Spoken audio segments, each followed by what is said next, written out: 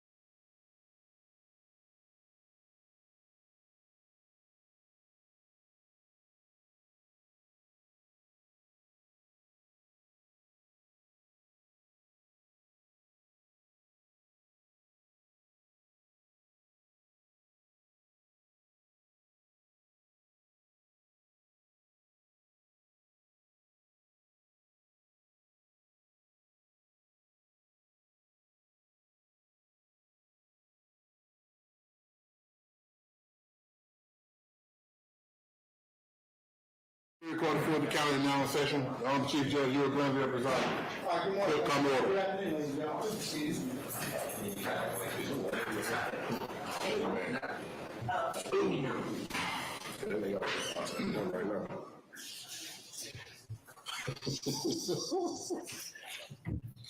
See? You already know that. Let him know what it is. Because I was going to know that he's to the media room. Nice. Judge.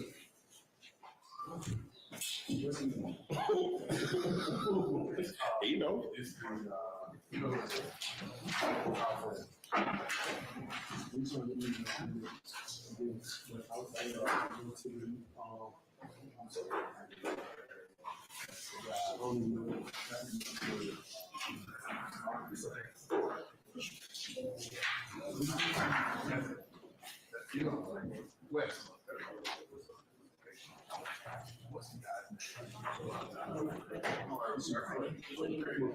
Yeah, really.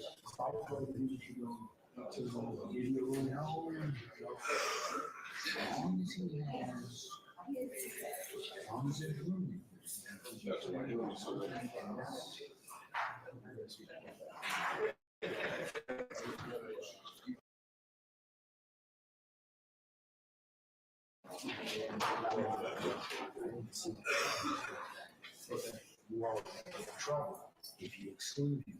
You have a violation. Nothing you cannot do. If you still.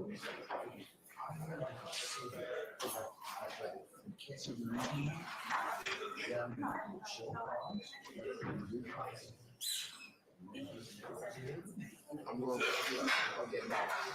Mr. Brown, Mr. Brown, are you doing this couple? Or this whole? I'm going first with this. I just want to make sure I have all your. Mr. Smith was on the second. Yes, sir.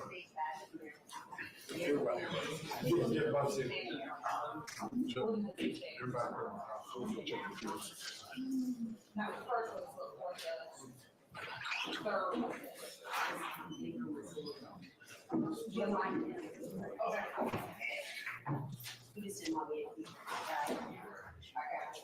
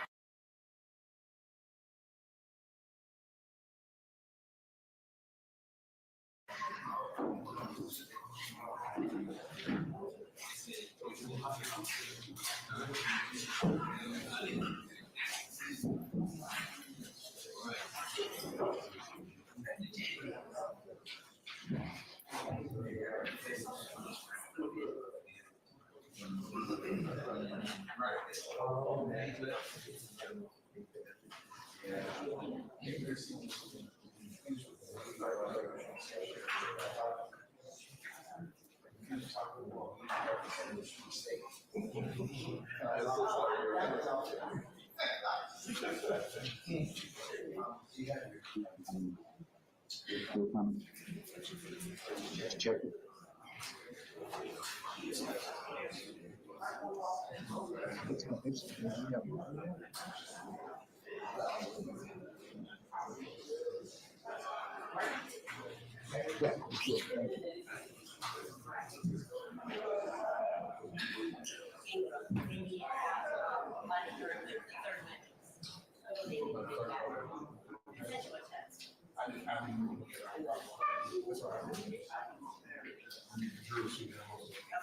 Yeah, she said the third one.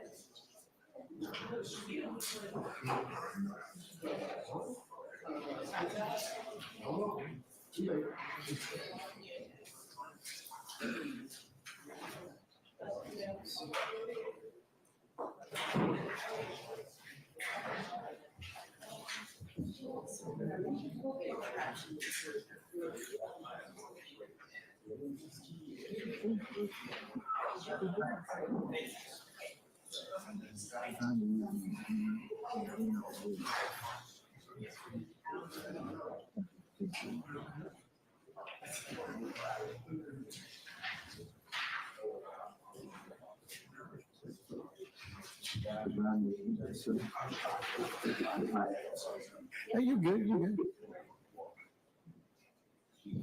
Sorry, Ingram. Everybody ready? Okay. Well, Mr. Brown is here though. He's on the front page for. We got a gentleman from the state. We'll be ready. All right, okay. All right, good afternoon.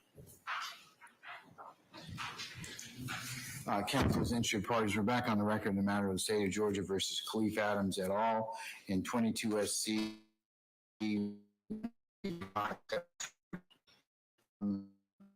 Mr. Stillman, Mr. Shaw. Okay, thank you. Very good. Good afternoon. Mr. Williams, Mr. Stevens, good morning. Good afternoon. All right. Mr. Kendrick and Mr. Weinstein. Good afternoon. All right, Mr. Hughes, Mr. Matthews Jr. and Sr. Good afternoon.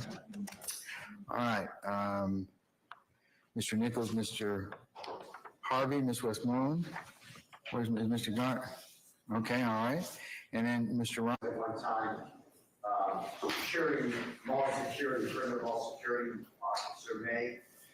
And in speaking with him, he added that on July 15th, I had about a week after his incident at the perimeter mall, that he reports with Mr. Williams. He supposedly said that Mr. Williams made a threat to come back and shoot him in the face. He said the next week he saw on the news the search of Mr. Williams' home, so he became concerned and either excluded or suppressed that search. So I just want to make sure that the state doesn't mind. I don't want to trouble with this, so the state doesn't mind just telling him not to put that.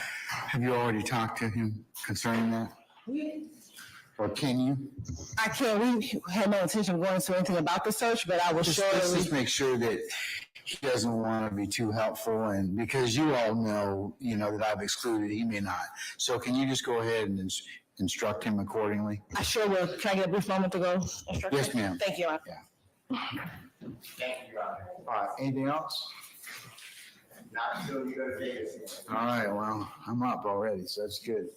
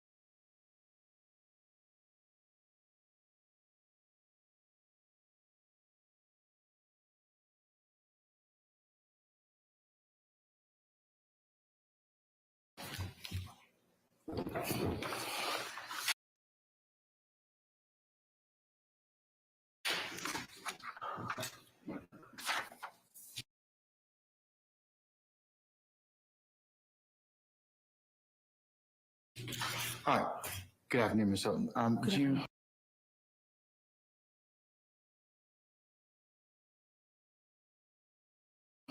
Have you finished talking to the witness? We did, and then we just have one matter, some of the matters we've been talking about. We just have two witnesses today. Everyone else will be fine. All right. So what's the matter you're talking about? The same as we've been talking about at the bench. Two witnesses, May and Fikes. Oh, you wish for them to not testify Yeah, just those two. on camera? Fikes and who? May. And that'll be our fourth witness and then our last You witness. just need to remind me. So who's the first witness? Our first witness is former Officer Collins.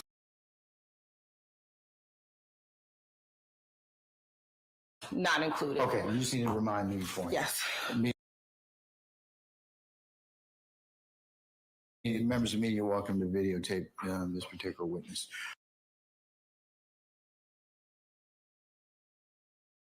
Okay, let's summon our jurors, please. Start our name room.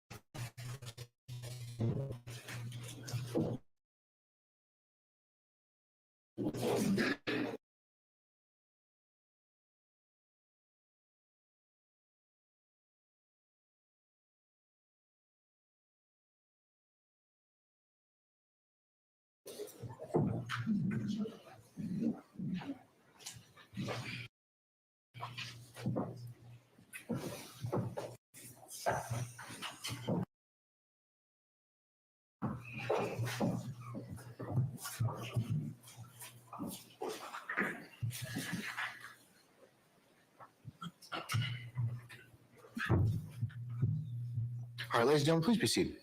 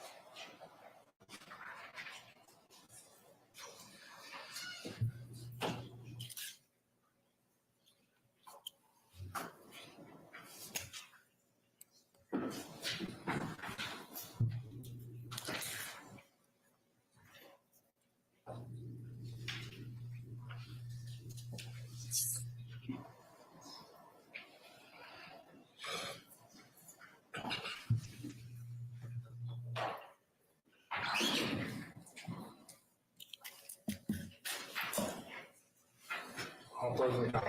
All right, thank you, Sergeant Ingram. Ladies and gentlemen of the jury, good afternoon. All right. Ladies and gentlemen, without further delay, we're going to go ahead and continue with the presentation of the state's case. Ms. Hilton, call your next witness. Thank you, Your Honor. The state will call Officer Collins to the stand. All right, summon Officer Collins, please.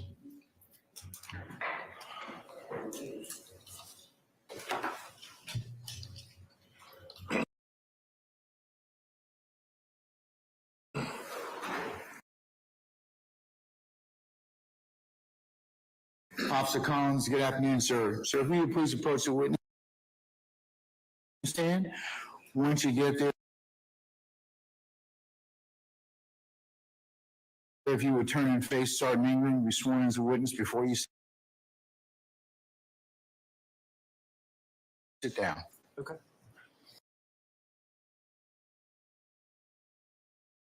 Raise your right hand. You swear firm testimony to give today the truth, the whole truth, nothing but the truth. I do. State and spell your first and last name for the court.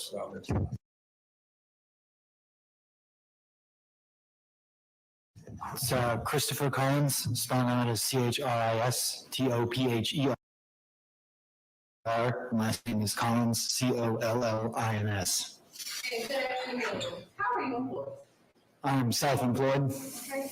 And how long have you been self-employed? This is going to be my 5th year total. Prior to going into self-employment, did you work in law enforcement? I did How long did you work in law enforcement? 6 years. And over your 6 years of law enforcement, how many law enforcement agencies did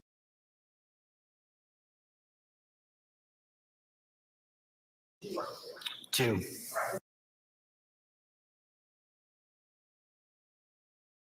What were those two agencies? City of Atlanta Police Department, and then the Roswell Police Department. When did you work for the Roswell Police Department? Roswell was 2016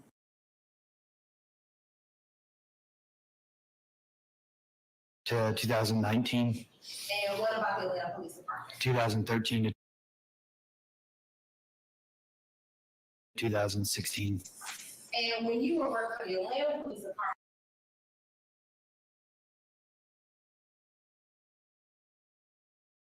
were you post certified? I was.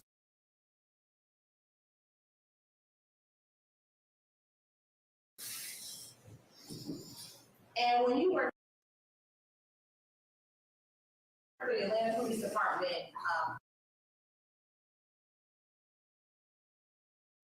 what was your title? Just police officer. And did you work in a specific zone? Yes. What zone was it? Zone 3.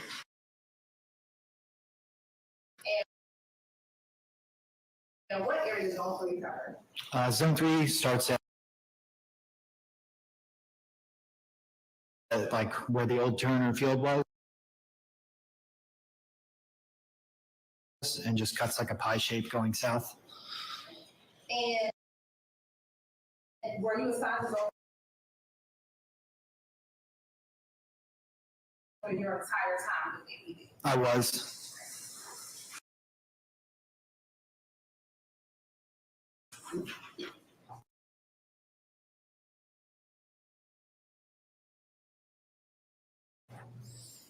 I want to direct your attention to July 3rd, 2015. Did you indicate to encounter a black 2014 Toyota Corolla? I did. How did you come to encounter that vehicle?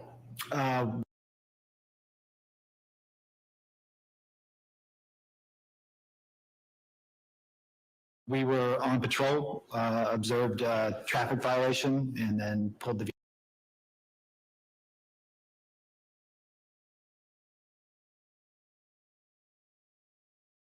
vehicle over. And you said we were on patrol, who were you referencing? At the time, it was my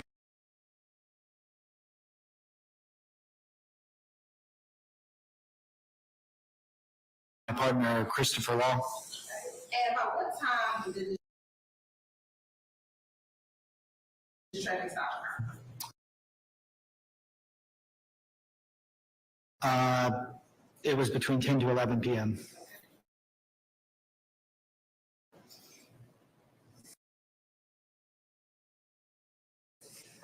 And where did you encounter this vehicle that did the traffic violation?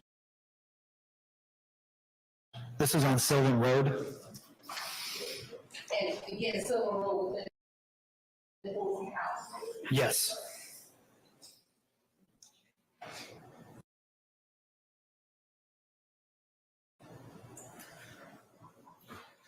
What type of vehicle were you in?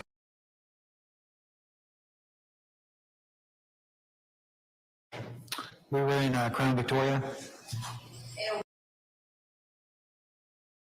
was that a marked police vehicle? It was.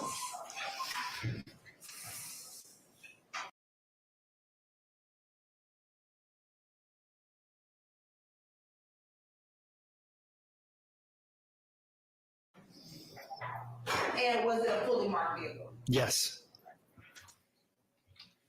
If you can recall, who was driving? Who was driving?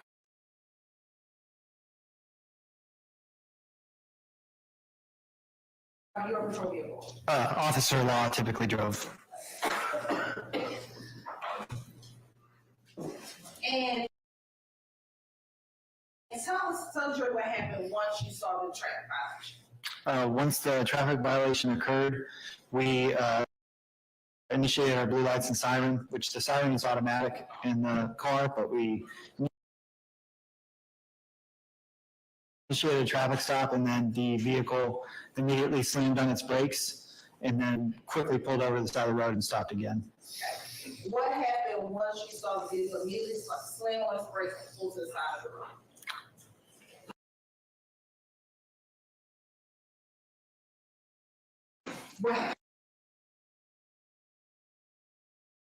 What did you do next? We approached the vehicle and it began an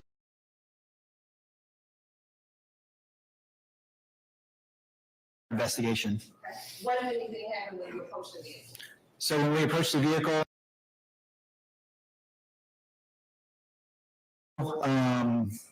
the first thing was you could smell raw marijuana very strong. And then the second thing was we made contact with the driver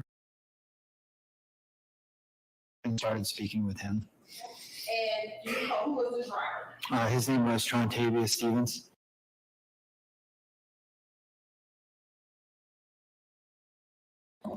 What if anything happened when you encountered Mr. Stevens? I began speaking with Mr. Stevens, and his eyes were very glossed over, super red. He was hard to understand.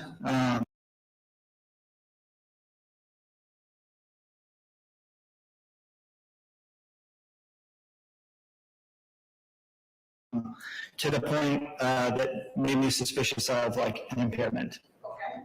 What did you do once you began trying to speak with Mr. Stevens but could not understand him? So I just wanted to get a baseline of what level of impairment I was dealing with. So I asked him to conduct like a simple task that any person could do. And was he able to complete that test? He was not. What if anything happened after asking to complete the test? At that point, I asked him to submit to the standardized field sobriety test. And let me ask you, the initial test What type of test, what did you ask him to do? I asked him to count with his thumb and his fingers and go 1, 2, 3.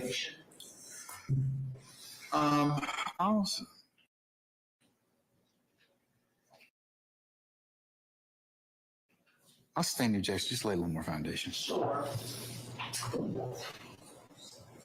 When you encountered, did you ask him to perform a test? Yes, And what was that test? it was to count with his thumb and his fingers.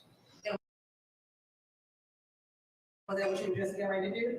Yes. So show us again, what did you ask him? Your objection foundation.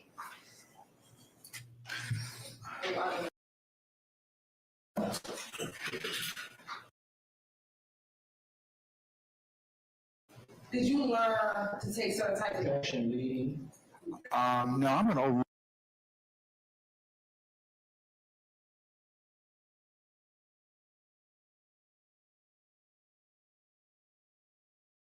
that objection. Go ahead. as a part of your training as a police officer, did you learn how to determine if someone may be driving impaired? Yes. What did you learn to do to determine someone was driving impaired? The standardized field sobriety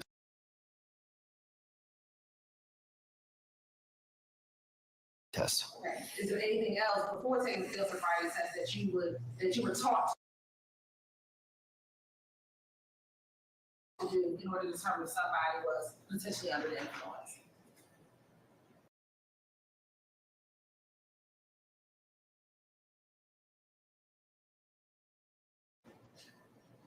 Outside of the field sobriety, oh, that is the field sobriety test.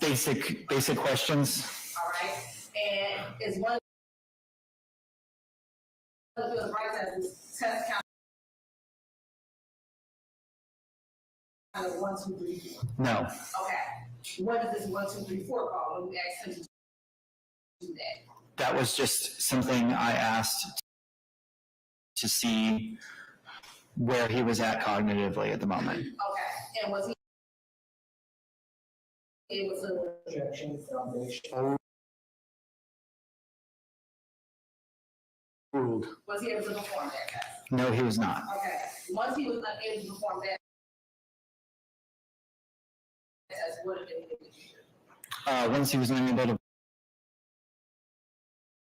perform that test, he was placed in handcuffs at that point. But I believe slightly before that, he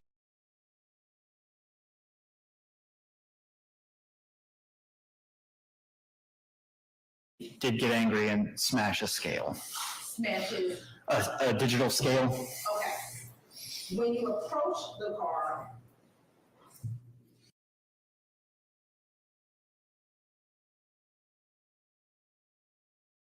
you said that Trante Stephen was the driver, was there anyone else in the car? Yes, there were 2 others in the car. And who were the other 2 people? One of them was Mr. Gray and the other one was Mr. Colbreth. Let's first talk about Mr. Gray. Do you remember where Mr. Gray was seated in the car? Yes, he was the front passenger. And then what about Mr. Colbert? Mr. Colbreth was in the back seat. And at this point, you gave us the last name, Mr. Gray, Mr. Colbert. Do you recall what your first name was? Yes, DeMontez Colbreth and Marquavis Gray. Now, you just discussed that there was a digital scale that was smashed. When was the first time you saw the digital scale? Immediately on approaching the vehicle. And was that before you had Mr. Stevens do the 1, 2, 3, 4 test? Yes, There was that digital scale.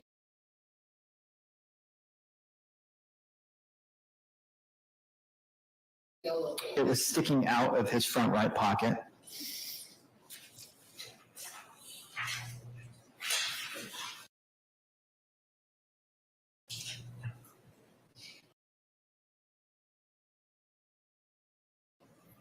Once you arrested Mr. Stevens, what happens next?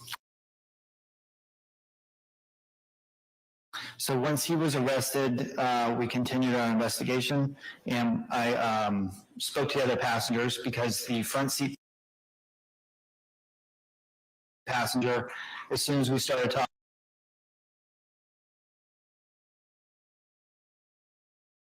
with Mr. Stevens, he started to put his leg in front of a brown bag that was tucked inside the passenger door. And I see you kind of turning your seat. Are you trying to show what he was doing? Yes, almost like he turned his body and was trying to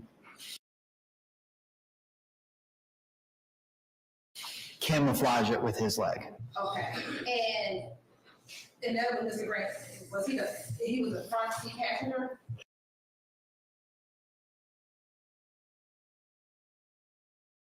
Yes. Okay. The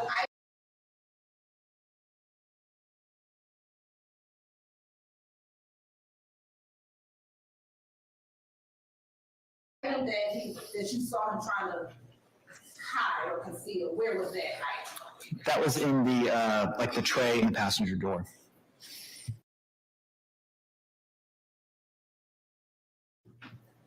Once you observed Mr. Gray doing that, what if anything did you do? But once I observed him doing that, Mr. Stevens was already taken out of the car, and I asked Mr. Gray to hand me the bag. And did he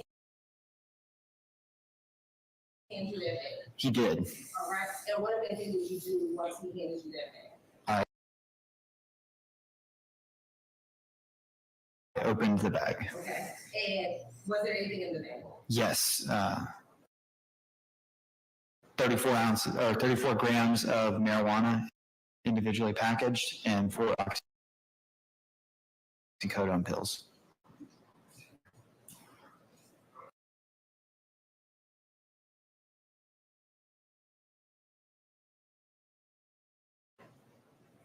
Can you describe to the jury, if you can remember, what type of bag it was? It was a brown fabric bag, pretty similar to a bag you would see used to package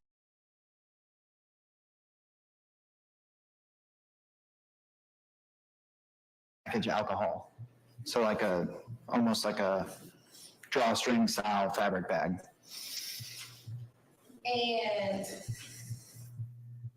after you observed that it was 34 grams of marijuana individually packaged and 4 oxycodone pills, what did you do? We detained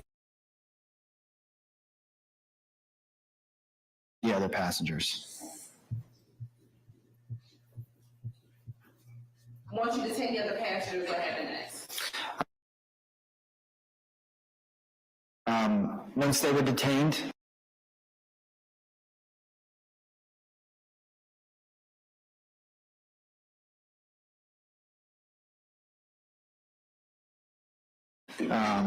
we asked whose bag this was.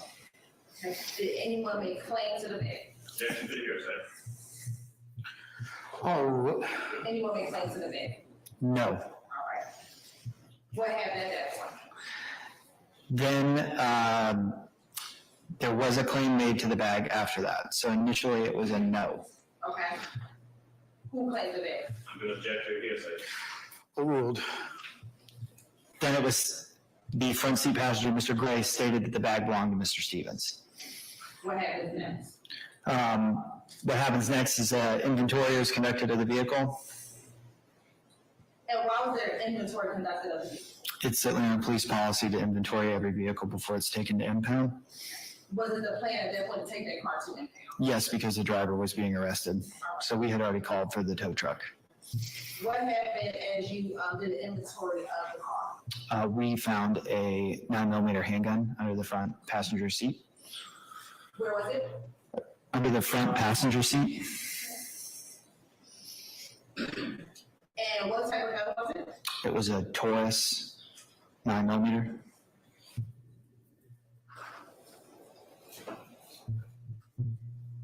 And were you able to get the serial number of that Taurus 9mm? Yes, that was taken before it was put into evidence. But for the specific serial number, I'd have to refer to a report or something like that. Say it one more time. For the specific serial number, I would have to refer to a report. I don't remember that off the top of my head. All right. We're looking at a copy for help refresh your memory. Yes. I'm going to show you what permission of approach, Your Honor. You may. And if it is not supposed to see what I'm going to you. You good one? Okay. I'm going to show you what's been marked as Exhibit 226R. First, tell me, do you recognize Exhibit 226R? Yes. How do you recognize Exhibit 226R? This is a printed copy of a police report that I wrote. And with that, look at 226R, help refresh your memory as to the serial number of the gun and the type of gun that you recovered under the front passenger seat. Yes, it would. All right, you can take a moment to look at the report, and once the memory is refreshed, just hold your head up to the side. Okay.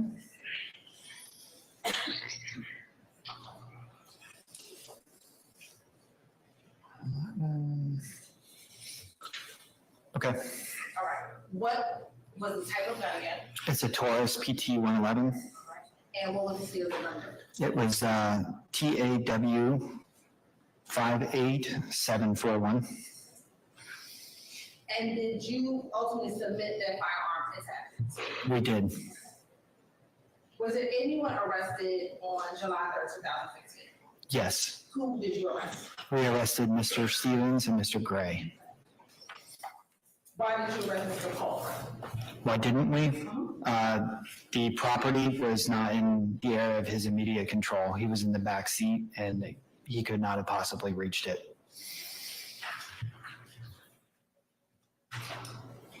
Once you arrested Mr. Stevens and Mr. Gray, where were they taken? They were taken to the Fulton County Jail.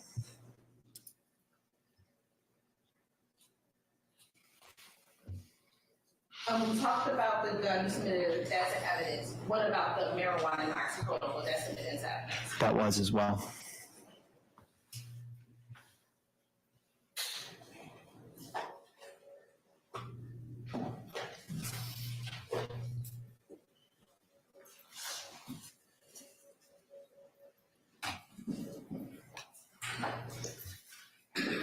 And what about the digital scale? I'm not sure if that was submitted because it was smashed on the side of the road. Most likely at that point, it was of no evidentiary value.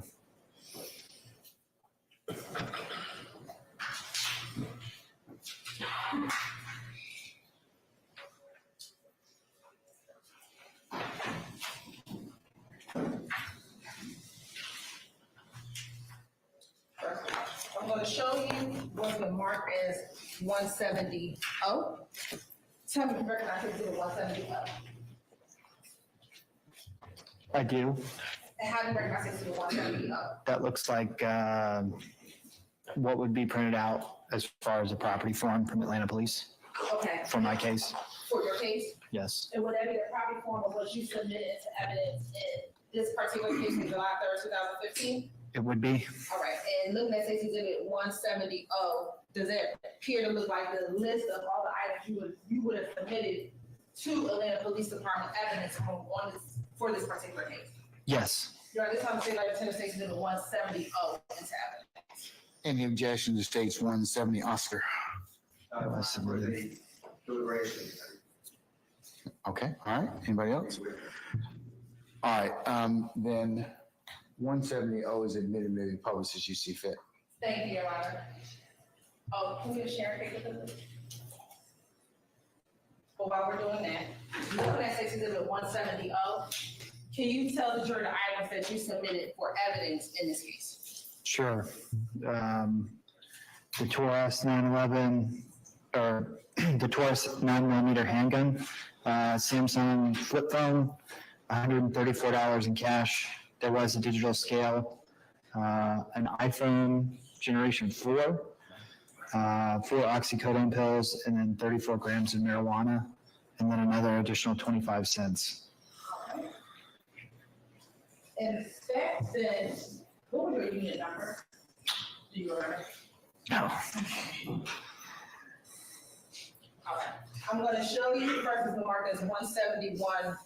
oath. Okay. Tell me if you tell me and look at look at this to 171. Oh, Sure, am I able to turn it over? you sure? Okay.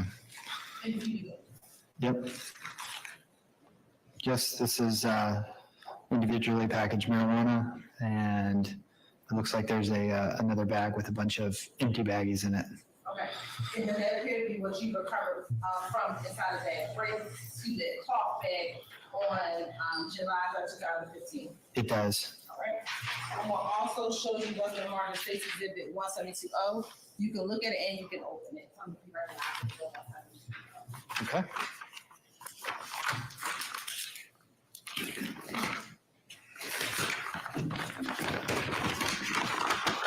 This is a broken digital scale. Okay, and you can look at it, so that look like or appear to be the broken digital scale as you remember seeing it on the ground back on July 3rd, 2015. It does. Around this time, tender States Exhibit 171 and 172 into evidence. You said 171 and 172, is that correct? Yes, Your Honor. Oh, all right. Your Honor, same objection to people who are not on trial with us. All right, so your objection's noted is continuing, and the solid minute states 171 and 172O. You may publish as you see fit. Okay, thank you.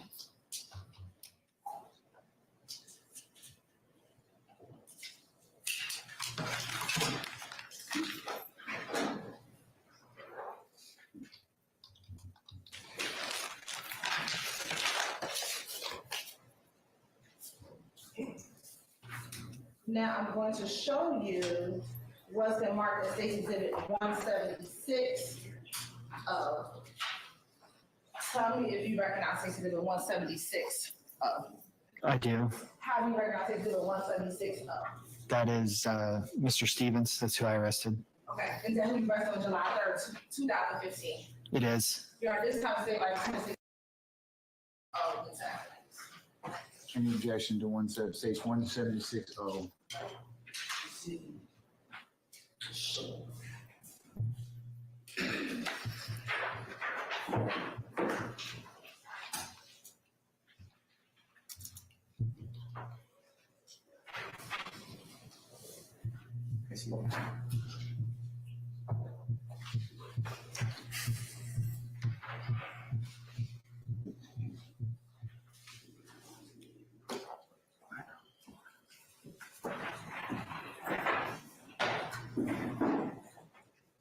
All right, anything further? All right, 176O is admitted and may be published as you see fit. Thank you, Your Honor.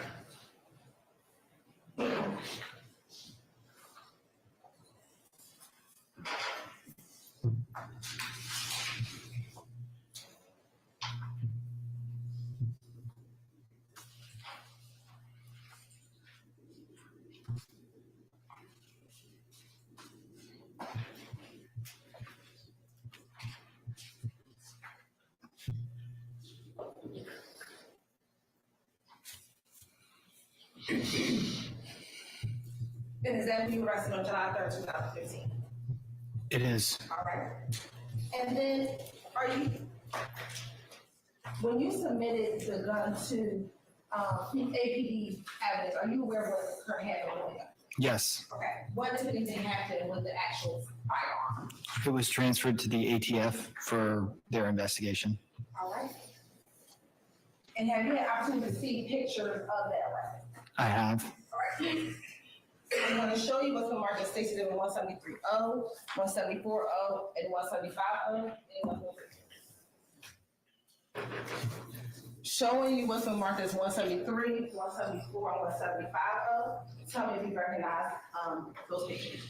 Yes, this appears to be the same type of firearm that was recovered.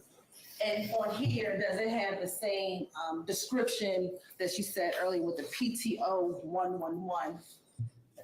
Description of the gun. Yes, it's written on the firearm itself, and it says, I believe, Millennium is also written in there, which is the type of firearm. Which is that firearm? Yeah. You're on this time, say like Tennessee 173, 174, 175. Any objection to states 173, 174, 175, Oscar? Same continuing objection. It will be noted. Unless there's any further objection, the court will admit states 173, 174, 175, Oscar. And you may publish as you see fit. Thank you, Your Honor. So first starting, look at 173, does that appear to be the weapon that you recovered on July 3rd, 2015? It does. And look at 174 and 175. Is that what is that?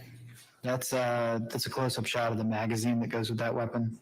And do you see that PT111 number there? Yes, it also says 9mm. All right, and you should be able to tap the bottom left hand of the screen in front of you. Okay. And then there's a pen mark that comes up to the left. Yep. Okay. And then you can tap. You should be able to circle where you see 9mm and PT111.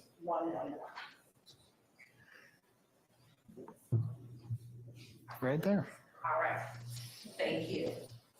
Now, Mr. Collins, after Mr. Stevens was arrested, were you aware of Mr. Stevens being arrested 2 weeks later on July 15, 2015? I was. I'm sorry, I mean. Is that Mr. Matthew Senior? Come on up. Come on up.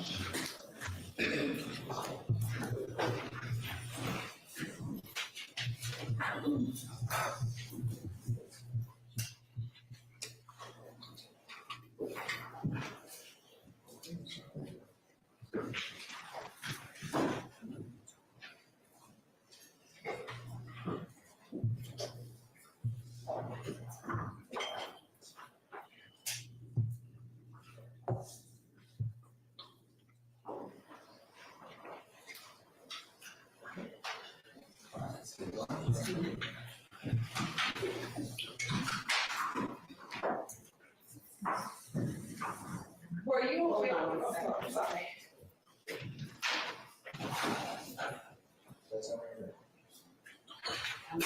Okay, go ahead. Were you aware of Mr. Stevens being arrested 2 weeks later on July 14, 15, 2015? I was. Okay, and do you recall who the officers were that arrested Mr. Stevens 2 weeks later after your arrest? Yes, officers Kankai and Ledesma. So, Candakai and that's one? Yes. And do you recall or do you know where that arrest took place? Yes, they were arrested off Macon. It's another street in Zone 3.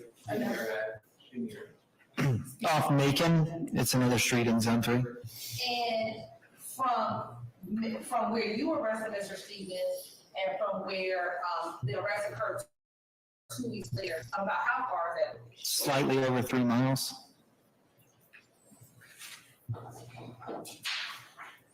I'm going to show you what's been marked as 177. Oh, tell me if you recognice Exhibit 177. I do. How do you recognize Exhibit 177?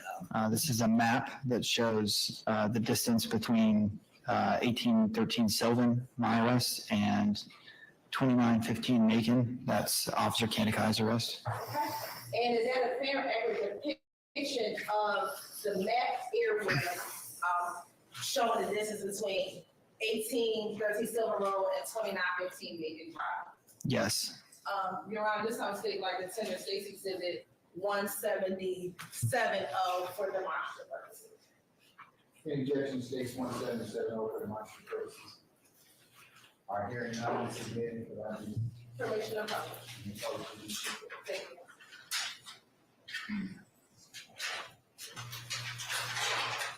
And is that the distance,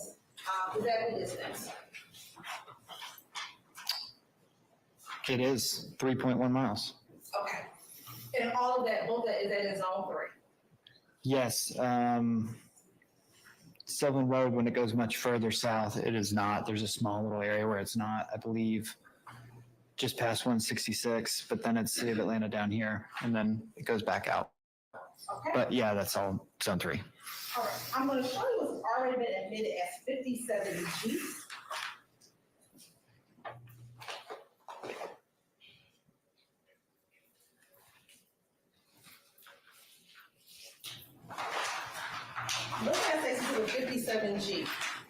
When you described the type of bag that Mr. Stevens had his drug in, was it similar in nature to this type of bag?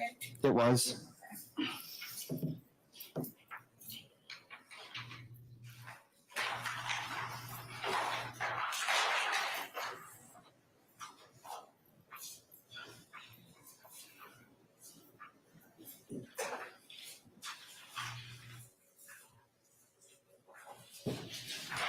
After,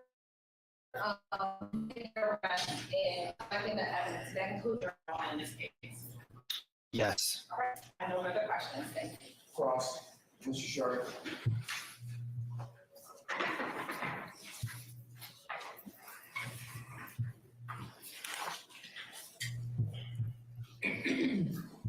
Mr. Court, Your Honor. Good afternoon, former officer, now businessman Collins. Correct. All right, good afternoon. Good afternoon. All right, it's good to speak with you again. The incident you just described occurred on January 3rd of 2015, correct? Excuse me, July 3rd, 2015, correct? July 3rd. Yes. And the people in this car that you stopped were Trontavious Stevens, Marquavius Gray, and DeMontez Colbreth. Correct. Okay. Now, do you see any of those individuals in court here today? No. Okay.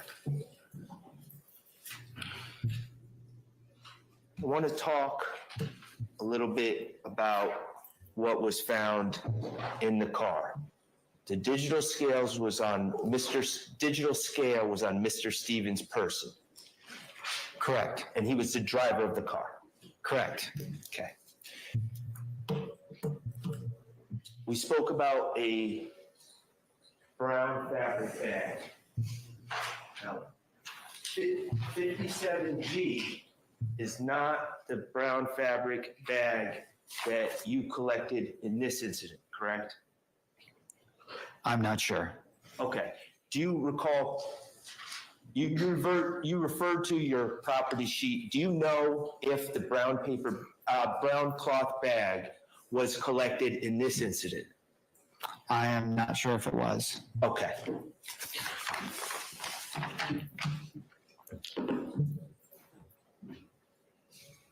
The brown cloth bag that's referred to in your report contained the marijuana and the pills, correct?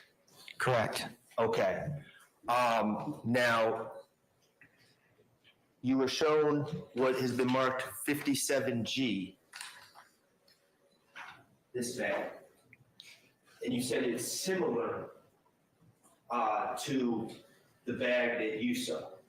It's similar. It could be the same. I mean, this is a bag that I saw in 2015. I understand. So it could be the exact same type of bag. Sure. Okay. You can't say anything was different about the bag that you saw in this bag? No.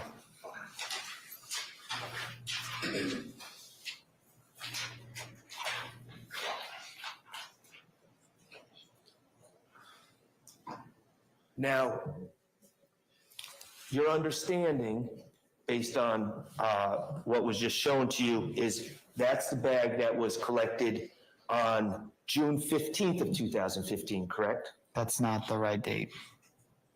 July 15th, 2015, correct? Correct. All right. So we're talking about that bag being collected 12 days after you observed the cloth bag that you spoke of. Yes. Or my math is terrible, but if that's the amount of days between the 3rd and the 15th, then yes. Right. Okay. And the thing in common as far as the people involved, the common denominator between the July 3rd, 2015 and July 15th, 2015 is Trontavious Stevens, correct? Correct. Okay. On July 3rd, 2015, when you encountered Mr. Stevens, my client, Mr. Stillwell, was not in that car, correct? Correct. All right. Now, You're also aware that on the July 15th, 2015 incident, which is Act 52 to 55 in this indictment, you're aware that a firearm was found in that car. To the best of my knowledge, yes. Okay. Do you recall that a firearm, were you involved in that case as backup? I believe I was there briefly, maybe just to check on the other unit during a traffic stop. Were you aware that a firearm was found under the passenger seat of that car? I have no way to know where it was found in that case. Okay. Regardless, on July 3rd, 2015, the incident that Mr. Stillwell was not present for, but Mr. Stevens was, a firearm was found under the passenger seat of the car, correct? Correct. Okay. And Mr. Stevens was charged with that firearm, correct? He was.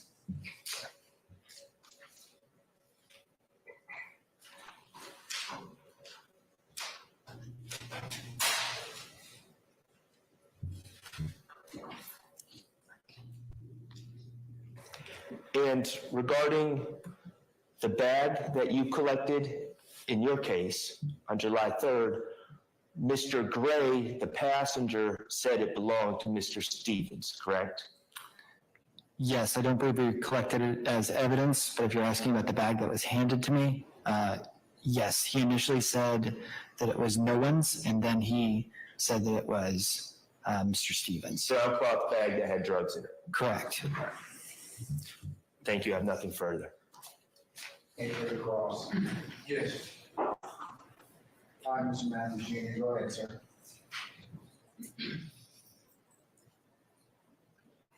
How you doing, officer? Hello.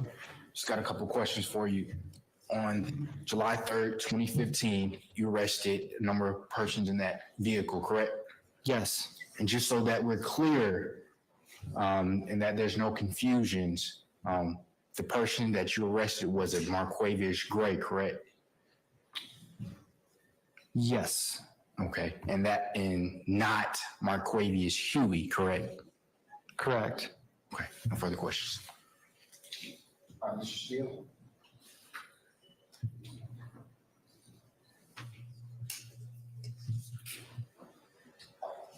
Good afternoon, sir. Good afternoon. How long did you patrol the area in Cleveland Avenue area that we saw on the map that was shown to you on direct examination? The entire time I was employed by Atlanta Police, outside of the time I was a recruit. So Give us the years again. I would say I started patrolling there in 14, and then I left in 2016. Okay. You still have a pretty good memory of the area? Somewhat. Yeah, I would remember landmarks and specifics, but Would you agree that the area was a poor area, impoverished area? yes. And the businesses in that area, do you remember several businesses in that area? I remember a few. Okay. Do you remember whether many of the businesses had video surveillance? By that I mean like inside and outside their businesses. Yes, some of them did, but most of the surveillance equipment, at least from investigations I was involved in, was either A, faulty, or B, very outdated. Okay. Do you remember a McDonald's at 150 Cleveland Avenue? Yes, that is east of the interstate. Okay. Yep. I'm going to show you with the court's permission, Mr. Williams, exhibit number 1. It's already in evidence, okay? Okay. It should come up on the screen. Does that look like the McDonald's located at 150 Cleveland Avenue?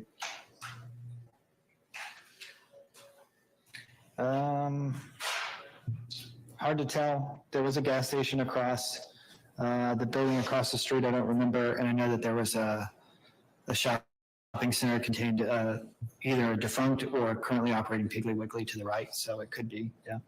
Well, if you don't recall, that's fine. Yeah. You're not sure? I mean, I'm not sure. There could be multiple McDonald's on Cleveland Avenue. Okay, that's fine. Thank you, sir. Thank you, Your Honor. Anybody else? Briefly, Your Honor. All right, Ms. Wallenstein. Briefly. Good afternoon. I'm Doug Weinstein. I'm the attorney for Diamante Kendrick. Okay. When you made that traffic stop on July 3rd, 2015, was Mr. Kendrick in the car? No. You see Mr. Kendrick right here? Yes, Have you seen Mr. Kendrick outside of this courtroom? possibly. I patrolled Zone 3, so if he lived there, Do you recall having seen him? no. Thank you. No more questions. Anybody else? Any redirect, I would say. Just briefly. Mr. Collins, you were just asked about video surveillance and at any businesses to do either false or outdated. If you're aware, are you aware of how long video surveillance lasts? So typically 30 days, So I think is what I've seen. The normal DVR lasts like 30 days. Some are 7, some have something cloud-based, but I don't even think that technology was out back then. So back then, at the minimum 7 days and the maximum 30 days. Yeah. All right, I have no further questions. Anything further? All right. May we permanently or temporarily excuse, Ms. Collins at this point in time? You can permanently excuse Mr. Collins. All right, Ms. Collins, appreciate your patience with us. I'm going to permanently excuse you as a witness. Please don't discuss your testimony with anybody except the attorneys in this case, okay? Okay. All right, thank you, sir. Appreciate you. Thank you. All right, stay calling next witness.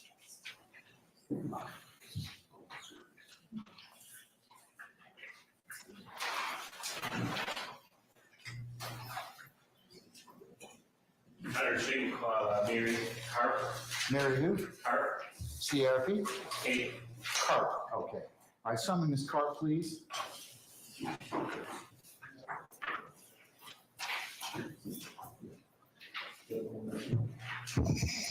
All right, Ms. Carp, good afternoon, madam. If you would please approach the witness stand. Once you get there, if you be so kind to turn and face Sergeant Ingram, who's sworn as a witness, before you sit down. Raise your hand. This is my firm testimony here today, the truth, the whole truth, nothing but the truth. I do. Absolutely. State, spell your first and last name for the courts, please. My name is Mary Catherine Karf, M-A-R-Y, K-A-T-H-E-R-I-N-E, Karf, K-A-R-P-F. Good morning, good afternoon, Ms. Carp, how are you? Good afternoon. Ms. Carp, has your name changed? Yes, I changed it a couple years ago. What was your name formerly? Previously, my last name was Clear, C-R. And Ms. Carp, would you, provide Ms. Carp or Ms. Carp? Ms. Karf works. Where are you employed? I'm employed by the Georgia Bureau of Investigation in the Division of Forensic Sciences, otherwise known as the State Crime Lab. And what do you do for the GBI? I'm currently the quality manager for the lab. Have you worked in any other capacity for the GBI? Yes, prior to that, I was a forensic chemist. And how long were you in that role? Approximately 5 years. Can you tell the jury a little bit about your education and training? Sure, I earned my Bachelor's of Science in Chemistry from the Georgia Institute of Technology in 2010. And then I started with the GBI Crime Lab in February of 2011. After that, I underwent a 10-month training program in the drug identification section of the crime lab, where I learned about different controlled and non-controlled substances, different testing methods, and how to test evidence for the presence or absence of controlled substances. And while you were in that role, did you have any continuing education requirements? Yes, I did. Have you ever been admitted as an expert to testify in court before? Yes. How many times? Around 30. Any time to Fulton? Yes. Ms. Carver, what is forensic chemistry? Forensic chemistry is the application of chemistry to the law. So for what I did, it was the application of chemistry to test evidence for the presence or absence of controlled substances. And have you personally had the opportunity to chemically analyze components of pills to test for the presence or absence of oxycodone? Yes. Okay, about how many times would you say? I don't know, but a lot. Okay, about how many reports have you prepared? Over 5,000. And so, can you tell the jury how do you test for oxycodone? Sure, for a typical case with suspected oxycodone, I would first weigh the tablets received, and then I would inspect them for any kind of pharmaceutical markings or logos and perform what's called a logo identification on them, and then perform gas chromatography mass spectrometry or GCMS.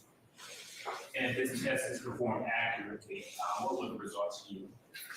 It would determine whether or not oxycodone is present in the tablets.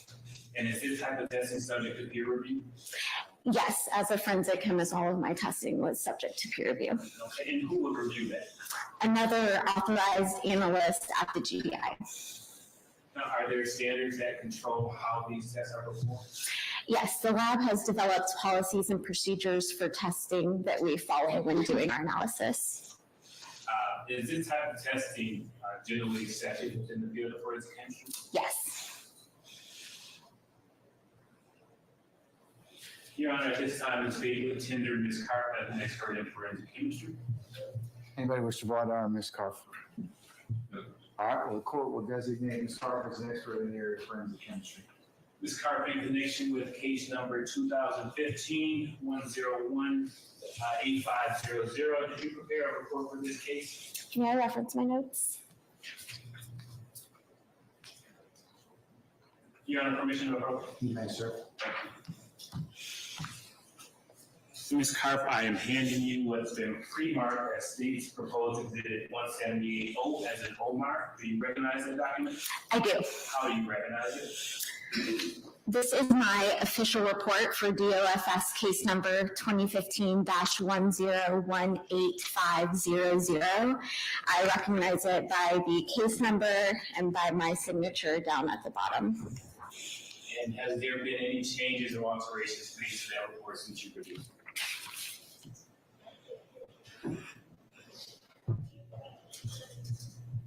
No. Your Honor, at this time, the state moves to admit state's proposed exhibit 178O as an O mark. Oscar. Oscar, I'm sorry. You will deliver it. All right. Any objection to 178? Continuing objection, and then continuing for this application. I'm gonna admit the state's 178 over your objection. We'll take up the other issues I said at the end of the proceeding. May I proceed, Your Honor? Yes. Thank you. You may publish as you see fit. Thank you, Your Honor. Ms. Carp, did the GDI lab receive evidence relevant to this case? Yes, it did. What type of evidence did the lab receive? One bag containing tablets And when did the lab receive this evidence? on July 8th, 2015, From whom did the lab receive it? the Atlanta Police Department. And when did the testing occur for this case? I began my testing on July 24th, 2015. And can you tell the jury what did you test? I tested one of the tablets in the bag. Did you use the principles that you just discussed previously before? Yes, I did. And based on your testing, were you able to reach a conclusion? Yes, I was. And what was that conclusion? Analysis confirmed the presence of oxycodone in the sample tested, Schedule 2. Okay. And did that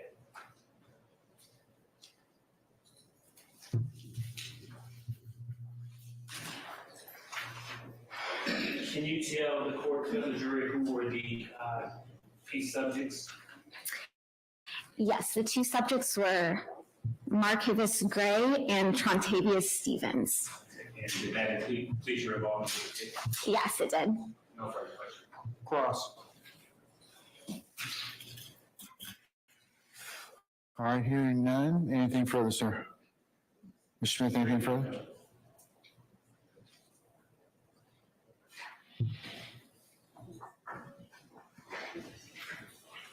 Just briefly. Ms. Carp, who submitted that from the Atlanta Police Department? I'm not sure about exactly who submitted it. You can refer to the report. We just list the agency who submitted it. I can give you.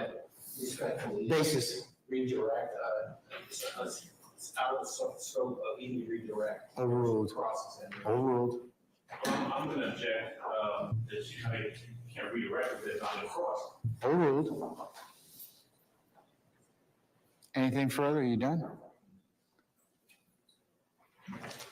Nothing further. Okay, all right. May we permanently or temporarily excuse Ms. Carr? Permanently. All right. Ms. Carr, I should say, I apologize. Madam, I'm going to permanently excuse you as a witness. You're free to go about your usual duties and avocation. Just don't discuss your testimony with anybody except the attorneys in this case, okay? Thank you. All right, thank you, madam.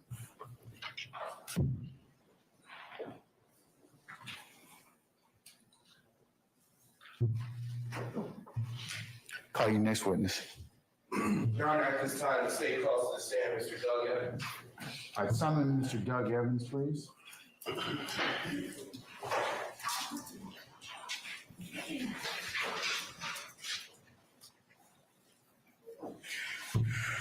All right, Mr. Evans, good afternoon, sir. Sir, if you please approach the witness stand.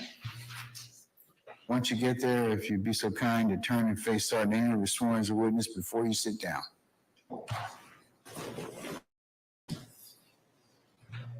Raise your right hand. You swear affirm testimony you the truth, the whole truth, and the truth. I do. Have a seat. Thank you. State and spell your first and last name for the course now into the microphone. Douglas Evans, Douglas Evans. No, sir. Yes, sir.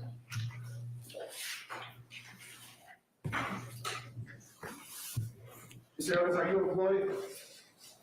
Yes, sir, I'm employed with the Atlanta Police Department. And how long have you worked there? I've been employed there for 27 years, and 17 of which was with the Atlanta Police Crime Lab. Okay, and what duties or responsibilities did you have with the Atlanta Crime Lab? Most of my day-to-day duties there, I help with the accreditation, and from 2006 until about 2019, I did the majority of the marijuana analysis for the lab. Okay, and what kind of education did you have to do that kind of analysis in the crime lab?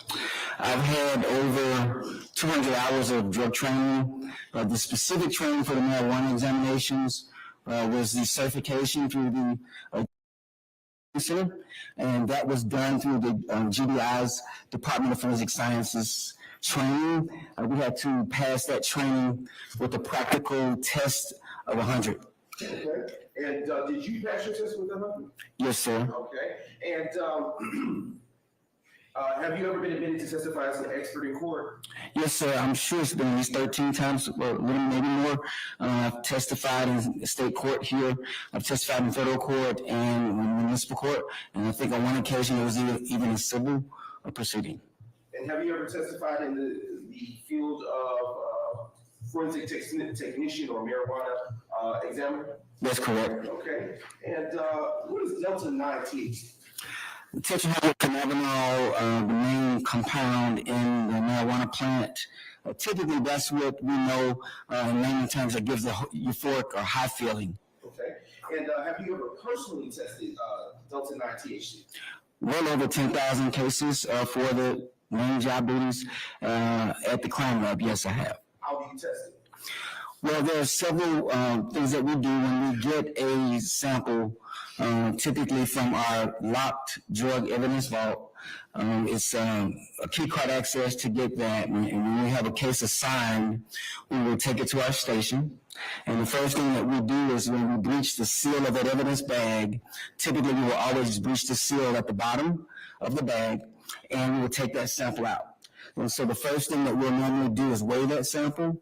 We have to weigh it first so that we can get the critical weight to know if it's going to either be over 28.35 grams or possibly over 10 pounds or even 2,000 pounds. So once we've gotten the weight with our calibrated scale, that scale is typically calibrated by an outside agency like Lightweight. The weights themselves are also calibrated, and then our scales are checked every day at the beginning of our examination, at the end of the day, to make sure that there are no error in the weighing process. Once we get the weight of that sample, we weigh the packaging, which is the gross weight, and then we will take the packaging away because on the official laboratory report, we only use the net weight. And so the net weight is the weight of that sample without the packaging. So after we've weighed that sample, that's the first thing that we do. Then the second thing that we do would be to place it under a microscope. And so we get the visual characteristics or the morphology of that leaf. We place a small sample on the microscope, which is typically 30 times the magnification of that sample. And we're looking for two things on the microscope. Typically, they're on the top of the leaf, there's a cystolithic, almost like hairs or trichomes. And then on the bottom of the leaf, we have to have a sample that we can look at the bottom of the leaf as well. And then there's also some hairs or little fibers called covering trichomes. And so if those are present on the microscope, the microscopy tells us that this plant is in fact a cannabis or marijuana plant. Then we go on to the next part of that testing process, which is a Duquesnoy-Levine test. And here I have a small little visual. You don't need it? So the Duquesnoy-Levine test kit will have that same sample that we had under the microscope in that kit, and then we would have 3 ampules in the Duquesnoy-Levine test kit. The first ampule kind of washes the plant leaf, prepares the sample, and extracts that tetrahydrocannabinol from the leaf. And then we'll use the other ampule and then the third ampule. There will be a coloration change in that test kit that will go from a blue to mostly a purplish color. And then we will kind of tilt that kit and you see a separation of the colors there. That gives us another indicator that is present for the tetrahydrocannabinol. After that examination, we'll do the last and final one, which is the FAST-BB. That test kit contains 2 ampules. We will crush that ampule for the FAST-BB reagent. And then we'll crush that second one, and we'll get now a second color change. That color change goes from a red to an orangish color, and then we'll see those separations of color. And so we have the microscopy, which is the visual characteristics. We have that Duquesnoy-Levine test kit, which turned purplish or blue. And then lastly, we have that FAST-BB test kit, which turned reddish or orange. And what kind of information can this type of testing provide us? It provides us that it's a positive indicator that this has THC in that plant leaf. It would not be then oregano or some other type of plant. It would then tell us that it's a positive confirmation. And in my over 10,000 analysis, I've had negative. I've had several negative exams. I've had inconclusive or insufficient amount to test. So in this case, it would tell me that this is in fact a positive test. And then I would go on to produce a lab report.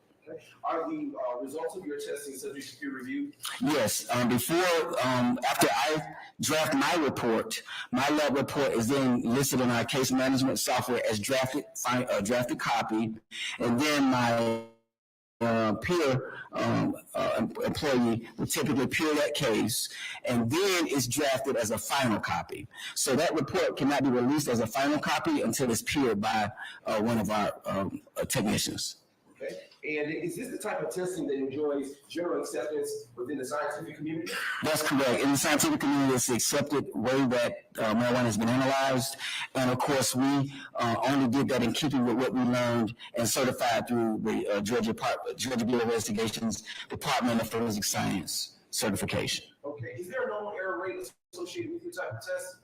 No, not with this test, because the microscope basically gives us the visual characteristics. If we don't have those visual characteristics at the time we're doing this procedure, we will not go on to those other chemical tests. Okay. And do courts typically allow experts to talk about this type of thing on the stand in court? Yes. Okay. Basis. Say again? He doesn't know the court. I can't hear. Sorry, relatives, he doesn't know, regulation doesn't know what the courts do. Just testify to generally what courts. I'll sustain the question. You can rephrase if you like, if you want. Have you been permitted to talk about this type of testing in court? Yes, that's correct. I've been certified as an expert on several cases. Okay. And is this type of analysis the type of thing that an average person can do without the specialized training that you described earlier? No, not without the specialized training, and could be incurring other errors. You are at this time to say tenders Mr. Doug Evans as an expert forensic technician and marijuana examiner based upon his background training and experience. Anybody wish to what Mr. Evans? Oh, yeah. All right, You said no, Your Honor. I know. I know. I heard it. No, I didn't. Mr. Garland. Thank you. Your Honor, may I approach to the witness stand and grab? Hold on 1 second. Sure.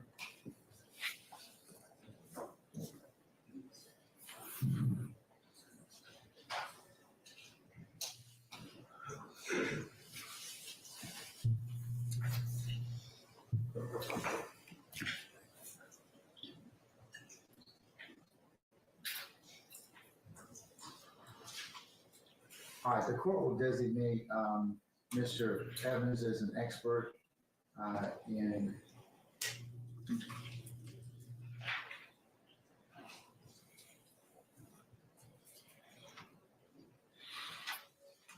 forensic technician and marijuana examination. Thank you. All right, now you may approach the witness. Okay, actually, Your Honor, I will withdraw that request and continue with the examination. All right, go ahead. All right. Did, Mr. Evans, are you aware of the APD crime lab tested any evidence with respect to APD case number 2015-02043? I'll look at my notes. You may, but just before you do so, I am going to approach the witness with what has already been admitted, have provided to the defense of discovery, and has been labeled as State's Exhibits 179O, 180G, and 181I. Okay.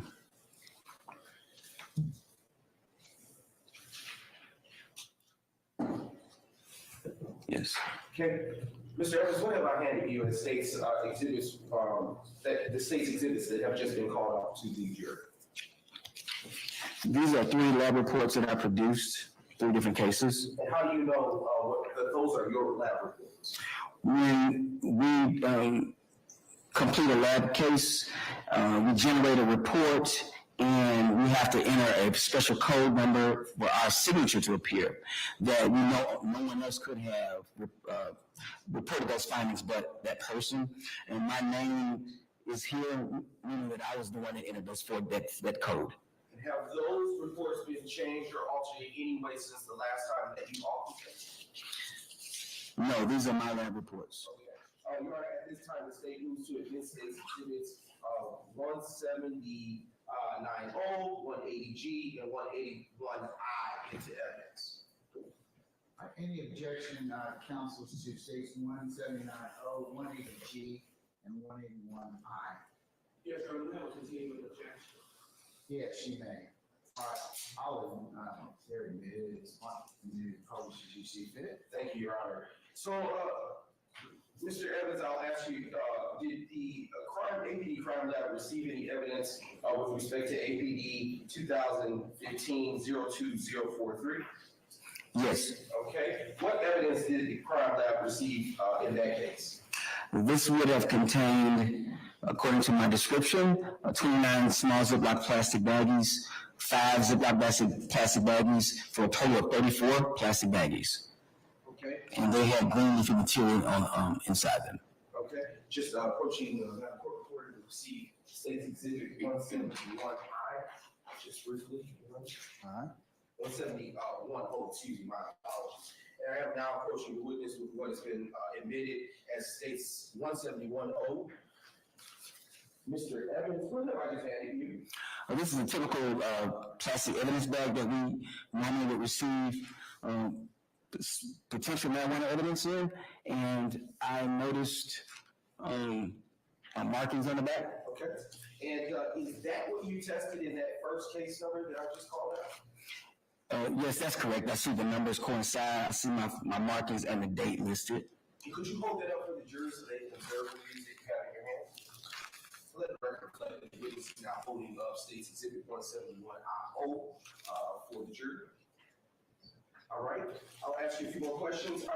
In your report, are there any known suspects associated with that particular evidence that you had in your hand? As we're scientists, we only put on the evidence in our case management system the names associated with the incident report, and those names that were given to us from this evidence, Marquavis Gray and Trontavious Stephens. And did you weigh that evidence? Yes, as part of our first examination.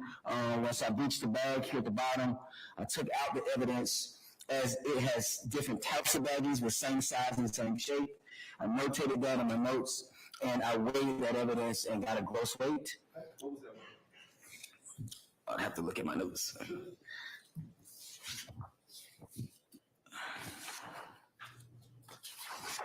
So according to my worksheet and my notes, the total gross weight for this item was 19.8 grams. And of course, we don't put the gross weight on our report. We only do the net weight. And the net weight minus the 3.9 grams, when you subtract all of the baggie weights, it yielded a 15.9 grams of net weight. Okay. And what was the results of your test? The results of the test was that there were some 34 baggie items. We tested bag marked and listed as number 30 of the 34 bags. That did yield a positive confirmation for tetrahydrocannabinol, and the net weight of all of the bags, of all of the samples combined, was 15.9 grams, which is indicative of the net weight listed on the laboratory report. Okay. All right. Do you recall if the APD crime lab received evidence with respect to APD number 2015-02280?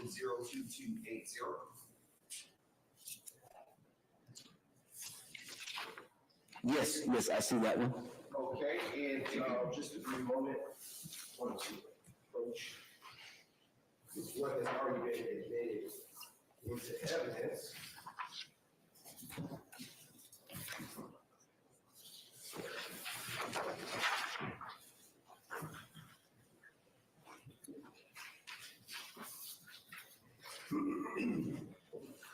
Which has already been admitted as State's Exhibit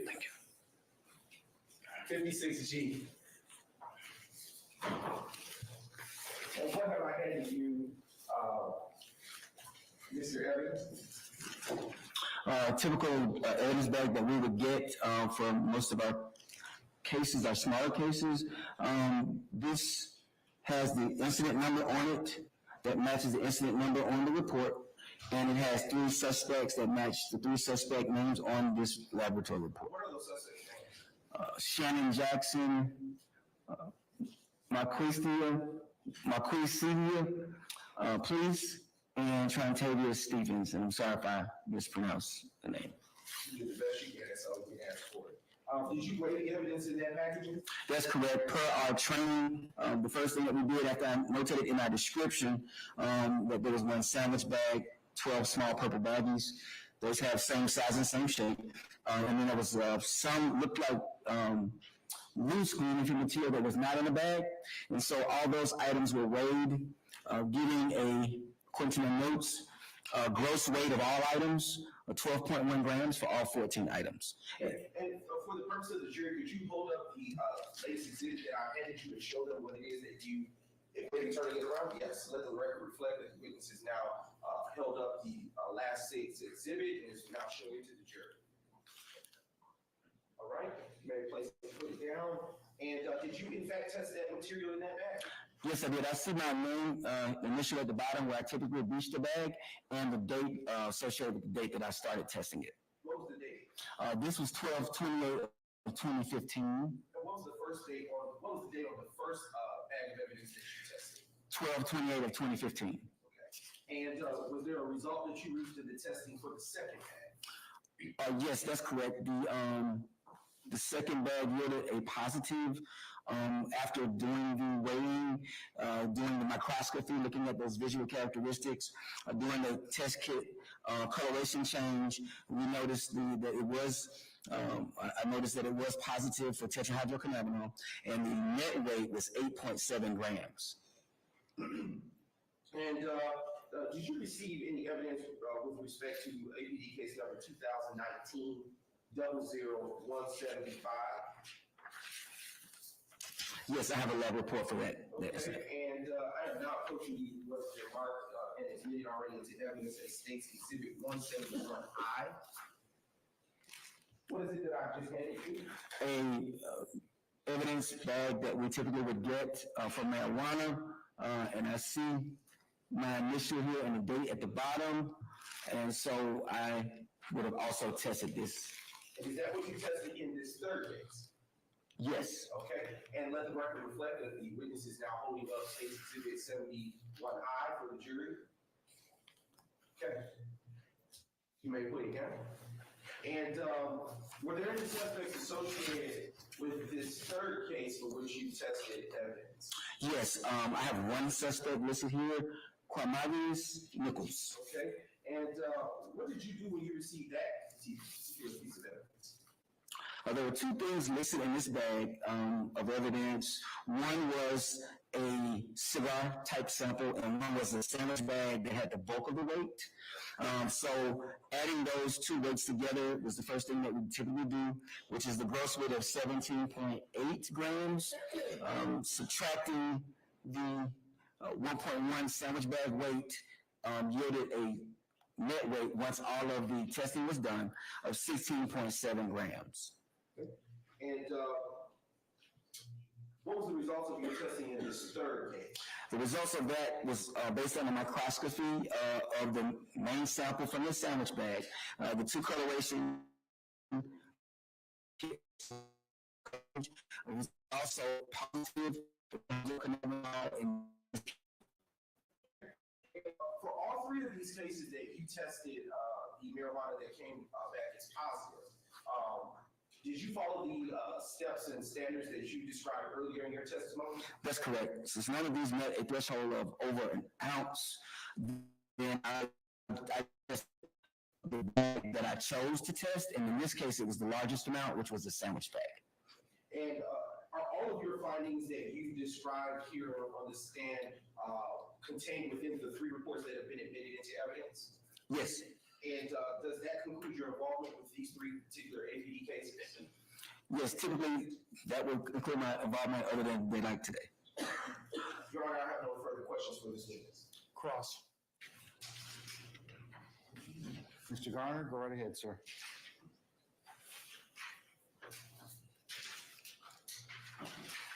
Good afternoon, Mr. Evans. How are you? Good afternoon. So I just want to be clear. So the first case that we discussed, that you just testified to on the right, contained 34 bags, right? Correct?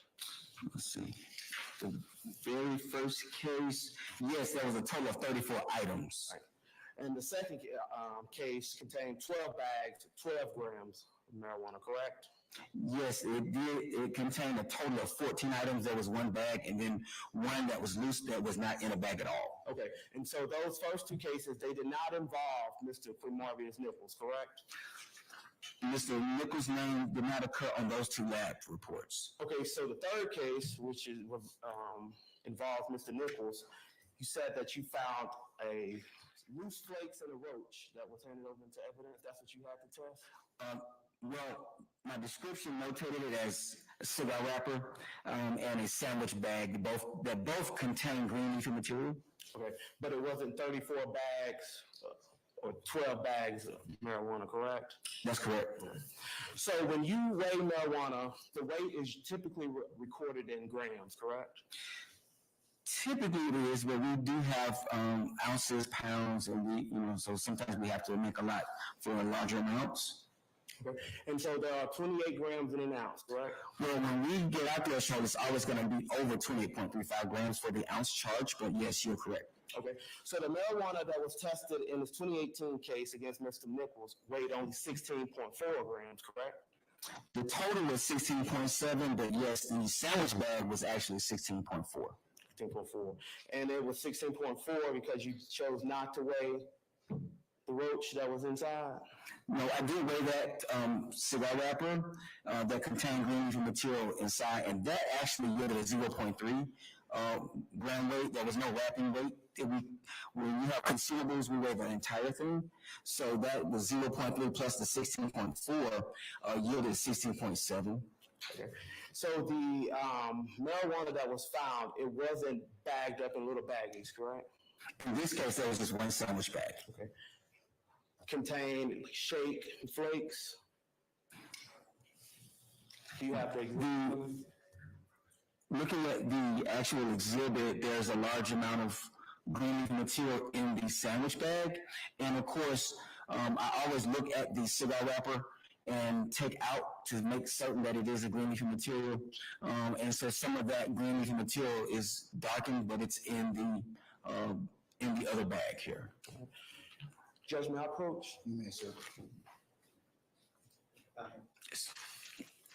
So is this, you know what a roach is? I know you would more likely be referring to the cigar wrapper. Yes. Okay. Is this a roach? Would you Let me see. consider this a roach?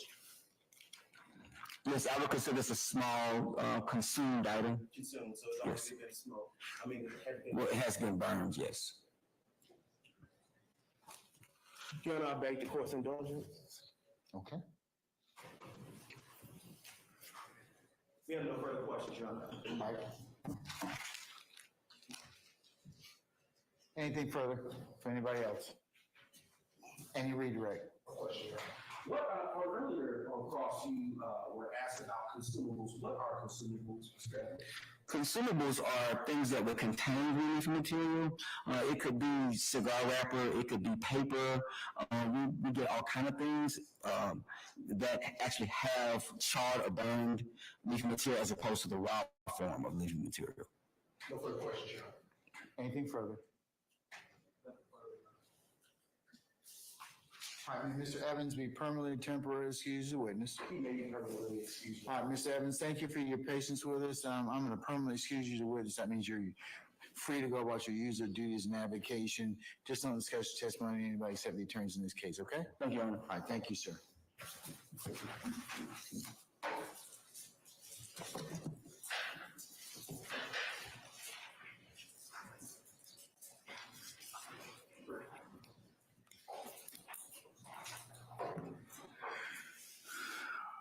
All right, ladies and gentlemen, how about a comfort break?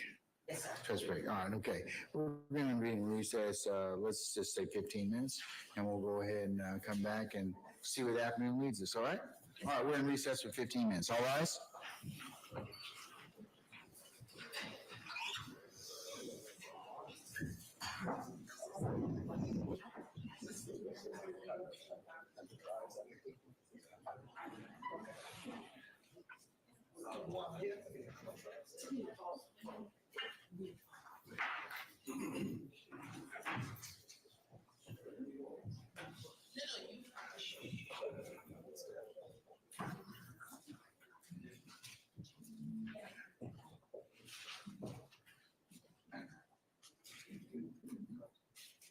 All right, Julie's left us, we're in recess.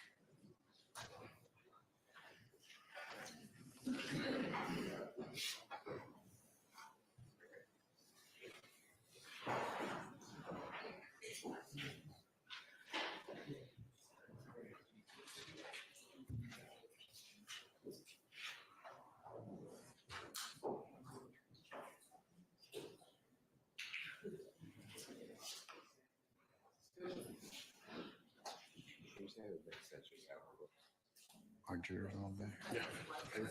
Hold on, Tim. Let me make sure they're ready in the back. All right.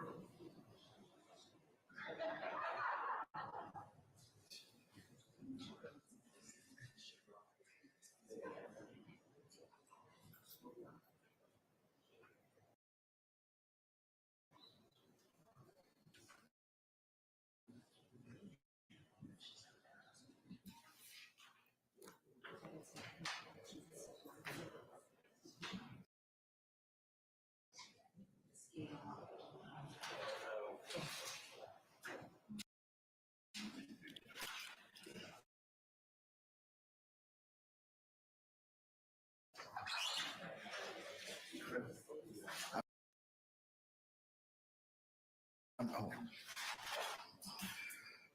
All right. State, are you ready? Yeah.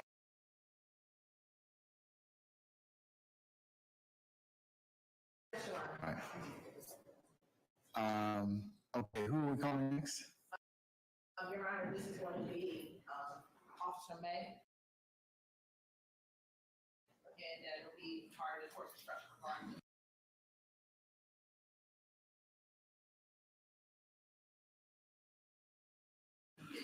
Can't hear you. Sorry. Next we'll be calling Officer May with Act 51, and the state will request, as we discussed earlier,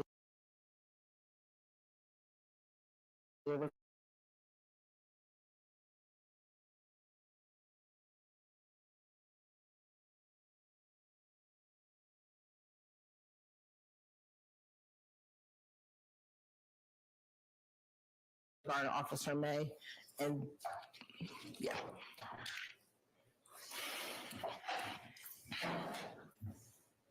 And prior to that, I have a certified copy that I need to introduce.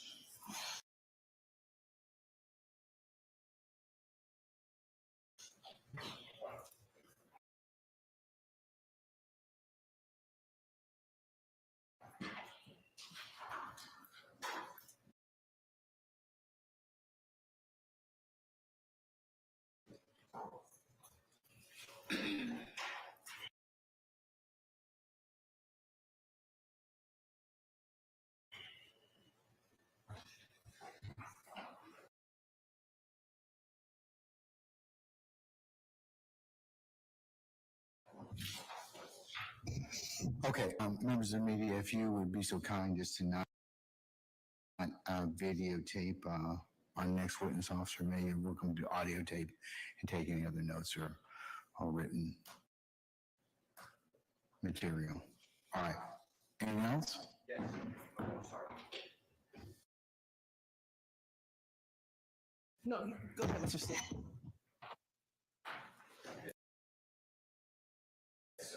All right, Mr. Steele. Your Honor, on Officer May, I think the sequence events are that he had an encounter allegedly with Mr. Williams and two other people at the Freedom Mall. And then later, after that, he reports it to law enforcement that day. Later, he gets threats, social media threats. Who gets threats? Mr. May. Okay, later that day? I don't believe it's later that day. Okay, well, sometime thereafter, he gets threats from whom? Right, so we don't know, it's not Mr. Williams, the state would like to introduce that.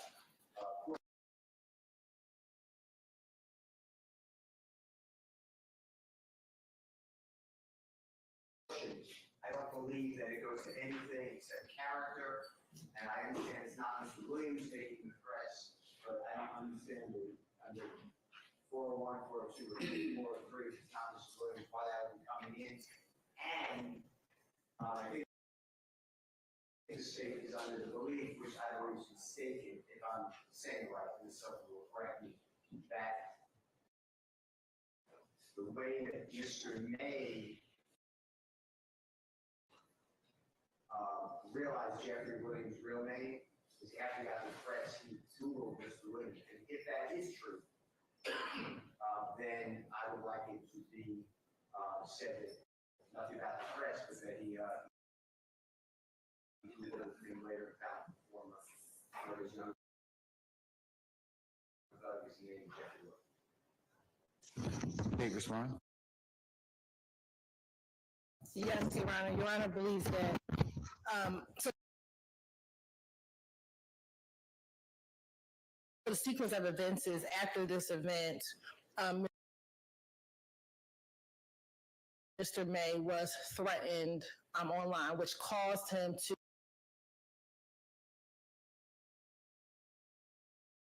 to change his behavior, shut down his social media. And from that, he Googled he learned that he was being threatened because of his reporting of the threats that Mr. Williams made to him. I don't think it was too much time in advance. I think maybe about a month, maybe even 2 or 3 weeks. Once he learned that he was being threatened, he shut down his social media. And at that point, he determined to learn more about Mr. Williams. And so he put his name in, and that's how he learned his name was Jeffrey Williams. He did not know that when the threats were made. Initially, he just knew him as Young Thug, or that he was Young Thug. And then what precipitated him finding out his real name was he learned that he was being threatened, shut down his entire social media accounts, and then began to learn more about who Young Thug was and learned that his name was Jeffrey Williams. And it was at that point he learned that Young Thug was Jeffrey Williams.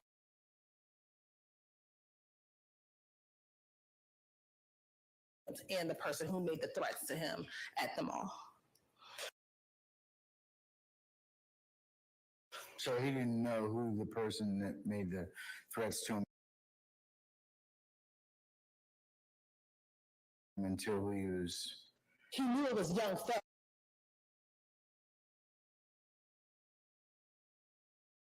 But he didn't know he knew government. that? Yes, he learned on the day of the threats that it was Young Thug. He did not learn that Young Thug's real name was Jeffrey Williams until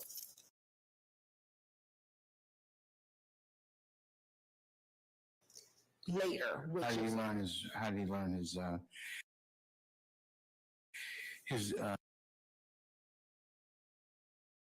his name. He Googled Young Thug and just kind of went deeper from there. But he just says, I started to Google more about Young Thug and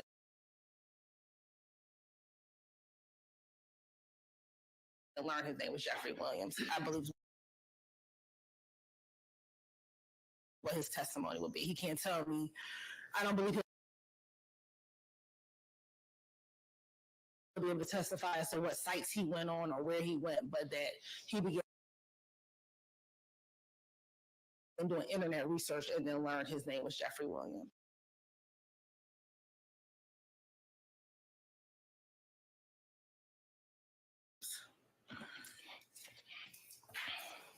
Let's go with the guy. It's not safe for Mr. Williams or Young Thug made a threats to the national.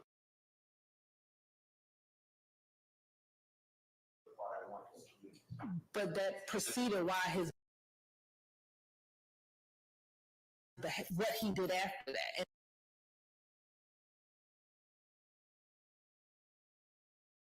And we think it is important that he was being threatened solely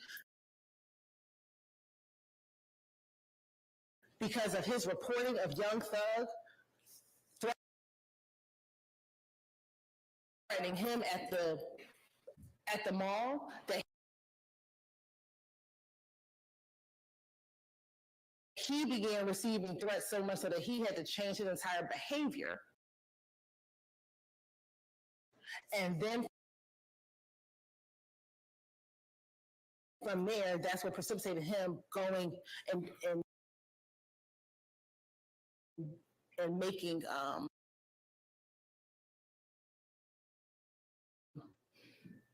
and determining that who Young Thug was.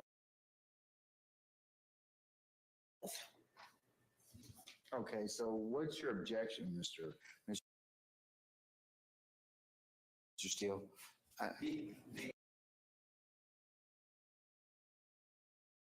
The one thing where I noticed in the indictment is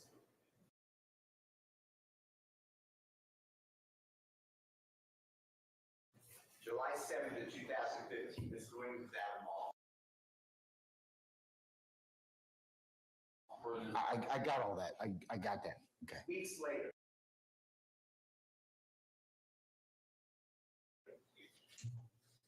Mr. May claims, I don't have it, I can't read it. It's hearsay. He claims that he's being threatened on social media. Never begin in social media. I'm not saying it's true. I have no idea if it's true or not, but I can't even read the social media. No one's saying that Jeffrey Williams or Jeffrey Williams had somebody threaten Mr. May then said, I don't want to be on social media, and I want to look into who are all these people outraged that I had a conversation with Young Thug, and then he realizes how popular Jeffrey Williams is as a renowned artist, and found out his real name. I don't understand. In my mind, why I have to deal in this court with inadmissible hearsay, which is the threat, just to get to this person and Googled and found out Jeffrey Williams' real name. Your Honor, is not inadmissible hearsay. He can say, I received threats. We're not saying what the threats are. He's saying, I received threats on this social media. Once I learned that I received threats because of being threatened, I then did this. The threat is a statement. But no. That is an out-of-court statement that the state is offering. Now, you're just making a threat. I mean, a threat would be, I'm gonna shoot you. That would be a statement of the threat, but just to say people make threatening threats to me on social media. It goes to also show, his behavior as to what happened afterwards. So, What is that? What behavior is relevant to this case? You're threat pretty ugly. And the police that day, and I assume the state will call Officer Stevens, because he's here. That day, Officer Stevens wrote his report, the performance on the young thug is Jeffrey Williams. So I don't even know what relevance it is that Mr. May, weeks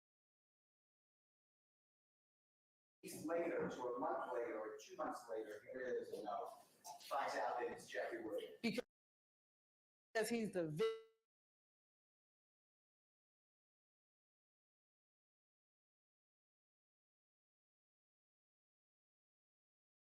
Williams' true name. Yeah, but it's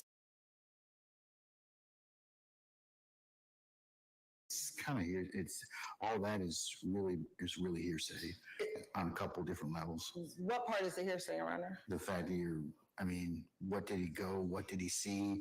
What social media did he? But we weren't asking him all that. We weren't going to ask him what. So we're going to ask him, did he receive threats? Yes.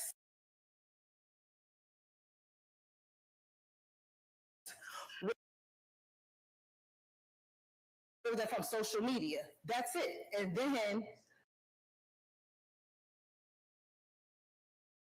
what did you do as a result of that? So the hearsay is it we're not offering for the truth of the matter asserted. We're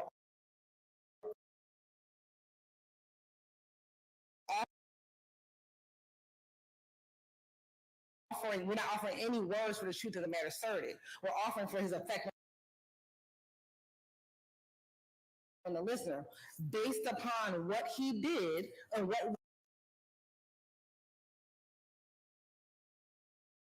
he understood his threats to be. He then determined he needed to shut down his social media. He needed to learn more about who this individual was, and then he learned his name was Jeffrey Williams. All right, Mr. Steele. I'm gonna overrule your objection. It is effect on the listener, but I won't let them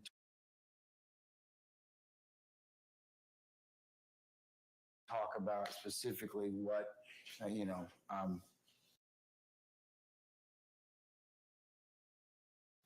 I think that what he did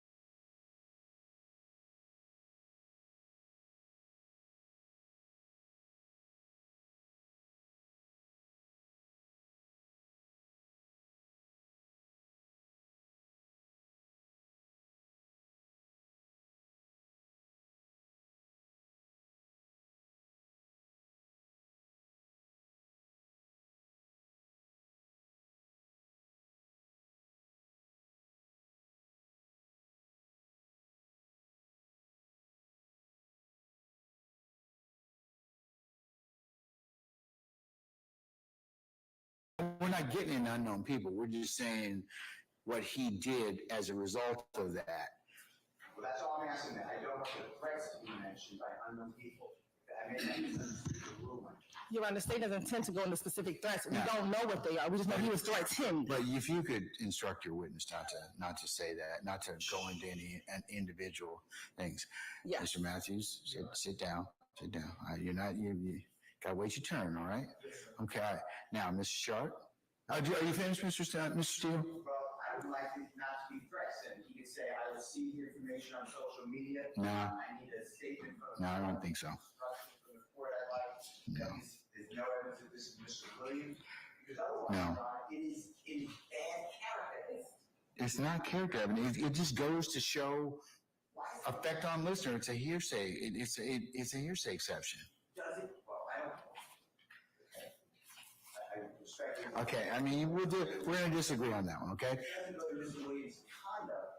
No, it's not his conduct. It's the conduct of the person that's testifying. That's irrelevant after the fact. Okay, all right, well, we're going to, and plus, the jury's going to give it whatever weight they see fit, okay? It's all bad. Okay, all right. To exclude it, and the threats of other people, I was told, Mr. Sharp, is 2 cases.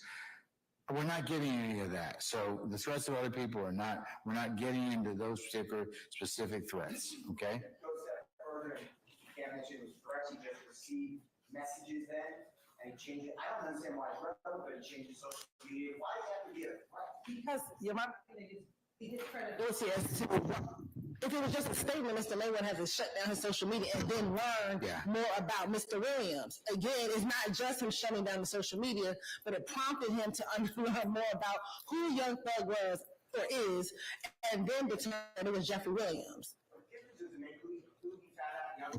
Because it shows that he wasn't targeting Young Thug, that he was just trying to live his life after being threatened to being shot in the face, and then he gets these threats and learns more about who the person is who threatened to shoot him in the face. Anything else? I strongly respectfully request the court to change its. I'm not going to change my ruling, but I'll note your objection and they can continue for the record. All right, Mr. Shard, anything else? Yes, Your Honor. I understand our rules in effect, but my client. That's not been, anything extra, okay? What does he want to tell me? We're concerned about the ejection of these quote-unquote, even if we don't. Objection of what, sir? You need to speak into the microphone so I can hear you, okay? And everybody else can. Okay.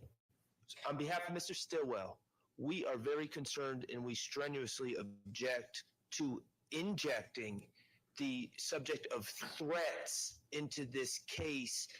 And I understand that we're not going into specifics, but even the general idea that threats are involved create, in our opinion, an implication of guilt. And Your Honor, there are 2 cases I'm going to ask Your Honor to consider.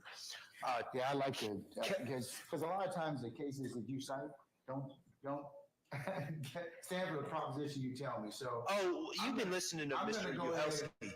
I'm going to go ahead and look him up on Westlaw. So, hold on.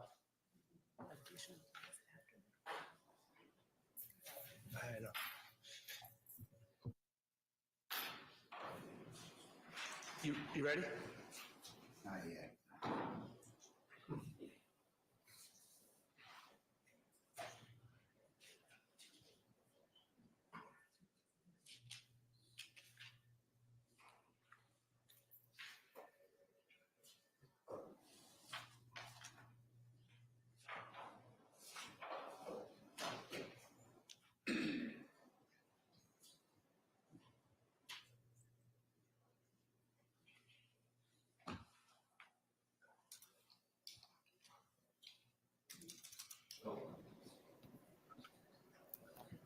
Internet been acting up all day. Okay.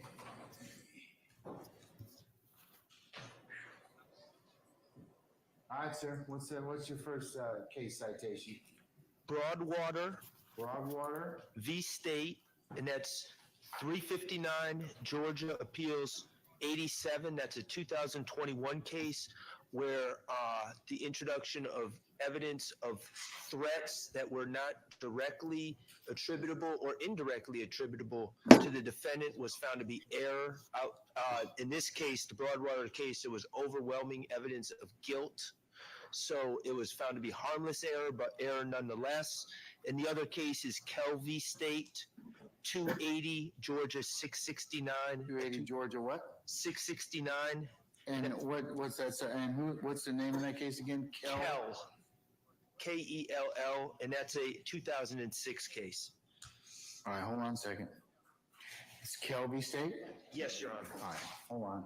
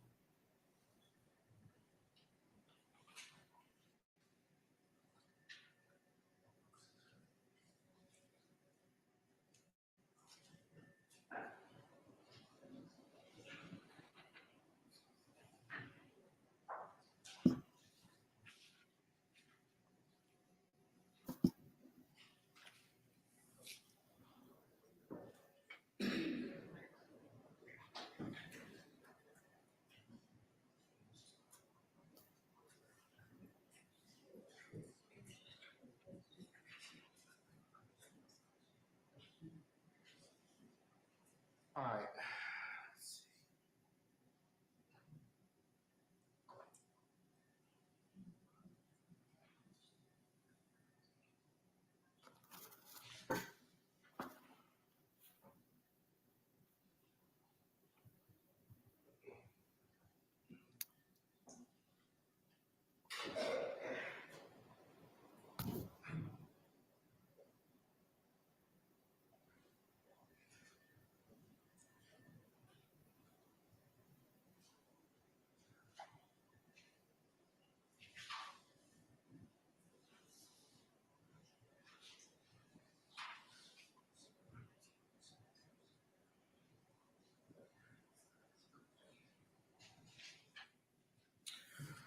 All right.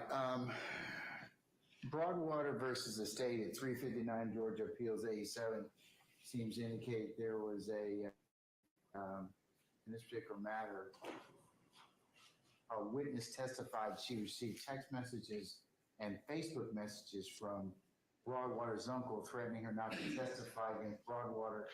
And Broadwater's uncle had driven past her house on several occasions. So our appellate court concludes that it was error for this testimony to be admitted at trial. Although threats were made by the uncle, state presented no evidence that Broadwater made the threats against Labbinghouse, a witness, or that he directed another person to send the threatening messages, nor did the state present any circumstantial evidence for an inference to be made that the threats were made at Broadwater's instigation. Thus, in an absence of evidence permitting an inference to be drawn, the threats were instigated or authorized by Broadwater, Laughing-House's testimony regarding threats that she received were inadmissible. So unless you all have, Your Honor, this is distinguishable from what we are doing, Your Honor. Yes, it is. Your Honor, this is distinguishable because. We're gonna disagree on that. Because from what you told me earlier, Ms. Hilton, you said that you don't know whether or not Mr. Williams made those threats, okay? And even though I agree with you, the statements go to show effect on listener, you still have to overcome the issue of, in Broadwater, and you got to have some linkage. So, I'm probably not going to admit.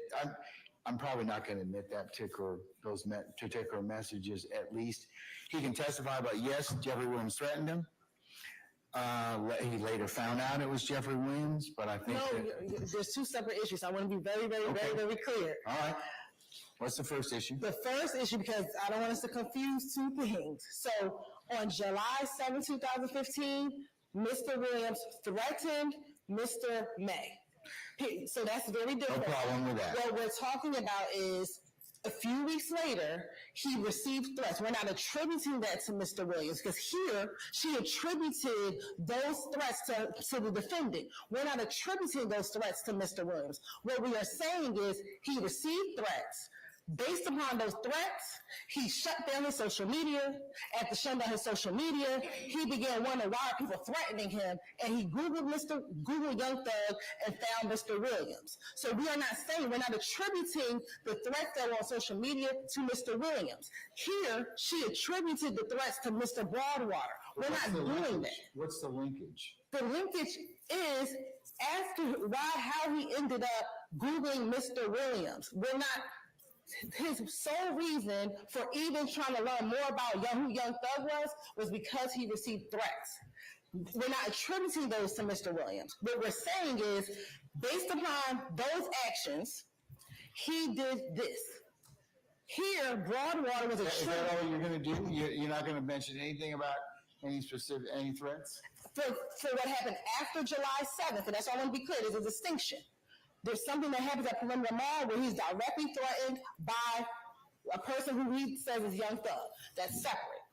After he's threatened by Young Thug, later on, probably like either 3 or 4 weeks later, he learns he's being threatened on social media because of what happened back on July 7th.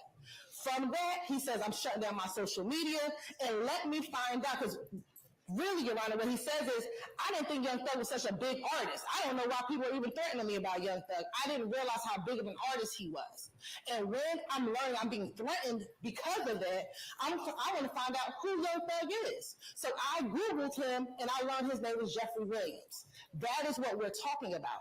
Again, we're not attributing the threats to anyone. What we're saying is that is the reason why he started to Google Young Thug, because he didn't realize the notoriety of Mr. Williams at the time, which is very distinguishable from what happened in Broadwater.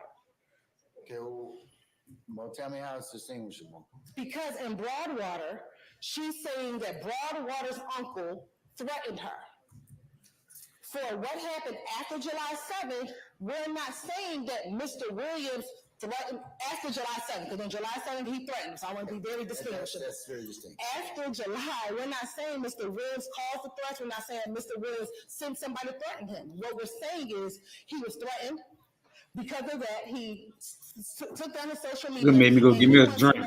Why are people threatening me over this guy called Young Thug? Who is he? And then he Googled Young Thug and was like, okay, his name is Jeffrey Williams, and learned more of who he was. And you're saying that is effect on listeners? That is the effect on the listener, not necessarily, we're not talking about threats. You know what I mean? It's the same for Mr. Sharp, Mr. Steele. So I'm even though Broadwater and Kel are referenced in this particular case, I'll allow that particular testimony over your objection. And it'll be a continuing objection. So you understand the two. The statement made by Mr. Williams, that's separate. The other issue is effect on listener. So, Your Honor, and I need to address that as well. I'm going to ask Your Honor to look at. how come we couldn't have looked at this stuff like months ago? Yeah. You knew this stuff was gonna come up. That's not right. Watch it, Mr. Steele. Watch it. We knew nothing about that. One at a time. I found it out today. One at a time, please. We knew nothing about these alleged threats. No, because we talked about these threats when Mr. Steele was talking about the issue of at Perimeter Mall, and there were other posts. So we had this conversation before. Not about this. Yeah, I don't believe that. we did. I mean, I have recollection of us talking about this particular issue already. We talked about this incident, but we didn't know about these. This wasn't. Didn't know about what? About these alleged after-fact threats. Well, they were these Instagram other posts that the threats came in. We never received Instagram posts. I don't believe Steve has the Instagram posts. So I don't know if it's on Instagram. Well, there were threats made. That's what was told to me earlier. So, Your Honor, Moman, M-O-M-O-N, Free State, 249 Georgia, 865. The 1982 case. 249 Georgia, what, 860? That was before that was an old evidence code though. Right, but there's a long line of cases that have followed Moman that I'm just giving you the seminal cases, probably 100 cases I could cite to this, that. Mine's a very old evidentiary case. Anyways, it's 249 Georgia what? 865. 865? And we can find a more recent case in the same competition as one that's looking right now, but Your Honor, that case deals with the effect on the witness, exactly what we're talking about here, the effect on the listener, and the lack of relevance and that sort of information going to the jury. Okay, you said. Here it seems that we're introducing potentially very prejudicial evidence talking about threats, prejudicial to quite frankly all of us, including my client, Mr. Stillwell, to explain a course of conduct and effect on a listener that has no relevance, no probative value, but even if Your Honor felt that it has probative value, it's very slight. And so we would argue that 403 and these cases I'm citing all dictate the same result, which is that even vague reference to some threats after the fact should not be admitted with the error to our perspective.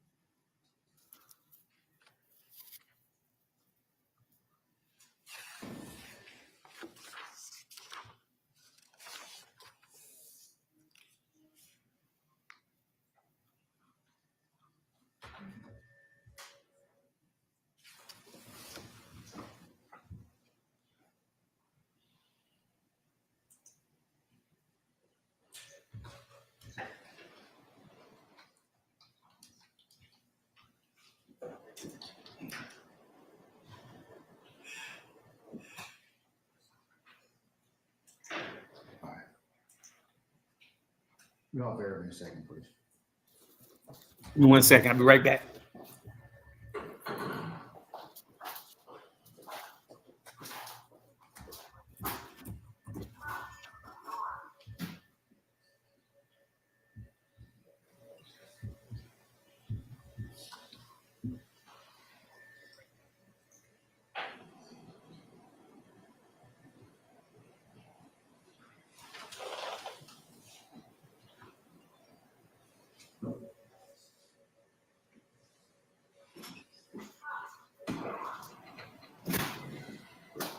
All right, Mr. Short, and others, Greer versus the state, 313 Georgia, 236, February 2020. Criminal case. Recording of lead detective's interview with defendant where detective referenced statements made by defendant shooting victim's daughters and the defendant shot victim during the fight and was responsible for the shooting was admissible for prosecution of malice murder and other crimes. Statements were part of an interrogation technique. And what detective asked of or said to defendant was not offered for the truth, but rather to establish questions or statements defendant was responding to and the effect informer had on the listener, 24-8-801C. So I'm going to admit that over your objection, sir. I believe I had, Mr. Steele, did you wish to add or anything? I didn't let you finish, so anything, sir? Before I move on to Mr. Matthews. No, you're on the same 401, 402. And doing the 403 analysis, I find the evidence to be, from my gatekeeping function, more probative than prejudicial. Then would you instruct the jury that there's no evidence, nobody saying that these threats are Mr. Williams? No, I'm not going to do that. I'll let the jury at the appropriate time when we instruct the jury, I'll give an appropriate instruction as to that, sir. I don't believe that one's required at this point in time. So, all right. Mr. Matthews, anything, sir? Just a 403 analysis objection under RICO 1, under the count 1 RICO, and also the compensation clause is related to count 1. All right, thank you, sir. So noted. Okay, all right. Unless there's anything, would you instruct your witness accordingly, please, madam? Can I go to Your Honor for a second? Say- Witness Hilton? Huh? Can I go witness Hilton? Sure.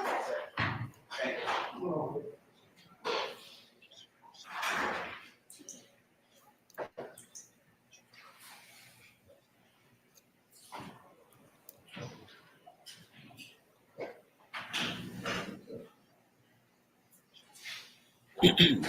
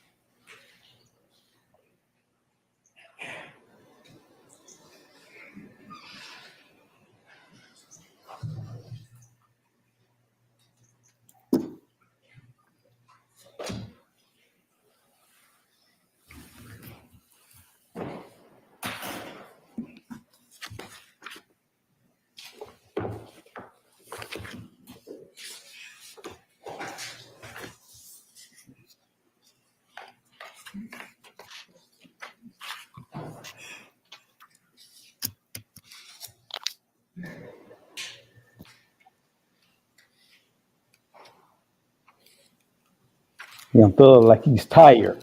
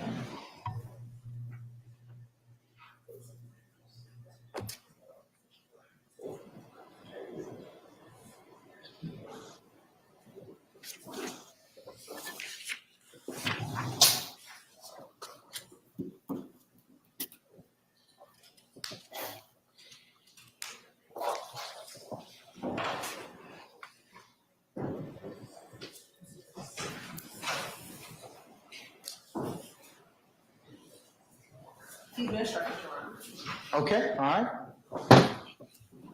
Sergeant Ingram, can we summon our jurors, please, sir?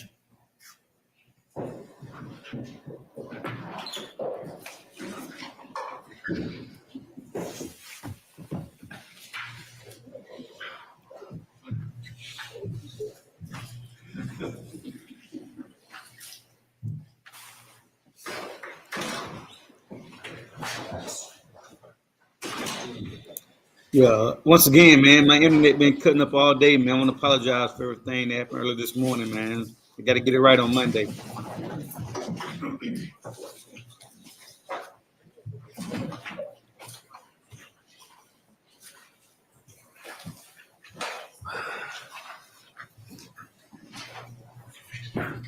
All right, ladies and gentlemen, please be seated. All right, thank you, Sergeant Ingram. All right, state, call your next witness. Your Honor, prior to calling our next witness, the state would like to tender State's Exhibit 189O into evidence pursuant to 24-9-901. This is a certified copy of a conviction for Mr. Trontavia Stevens, criminal action number 15SC 135856. Mr. Stevens was convicted of possession of marijuana with intent to distribute, where he received 10 years community time served, possession of Schedule II controlled substance, possession of a firearm during the commission of a felony, possession of a firearm by a convicted felon, failure to maintain lane. This is all for the July 3rd, 2015 incident in which he was stopped by Officer Collins. He pled to this on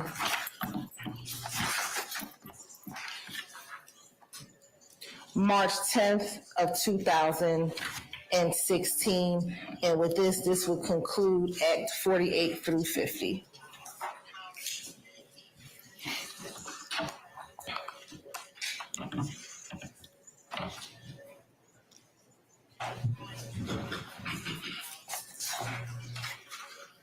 So been previously shown to defense counsels. Yes, Your Honor. All right, any objection, Mr. Sharp? So noted, sir. Mr. Steele? Yes, sir. I also ask that the sentencing sheet be removed, Your Honor, and this is not going to prove the enterprise of the RICO. Objection, Your Honor. Mr. Steele, please don't speak your objections like that. I don't want to have to advise you again on that, okay? All right? Objection, Your Honor. The objections on relevance. I'll overrule the objection. I'll admit it, and as we mentioned later, we'll call whatever's been admitted. The court will take up that issue later. All right, so it's admitted. Thank you, Your Honor. Next, we'll move on to Act 51, we call Christopher May. All right, summon Christopher May, please. All right, Mr. Officer May, come on up to the witness stand, please. Once you get there, be so kind to turn and face Sergeant Ingram, the sworn as witness before you sit down. Raise your right hand. You swear to tell the testimony you give, the truth, the whole truth, nothing but the truth. I do. Have a seat. Yes, sir. State the story, the first and last name.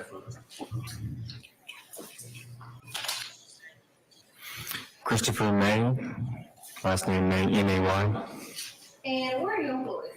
the Roswell Police Department, And how long have you been with the Roswell Police Department? since December of 2016. And what do you do for the Roswell Police Department? I am a traffic investigator assigned to the traffic unit.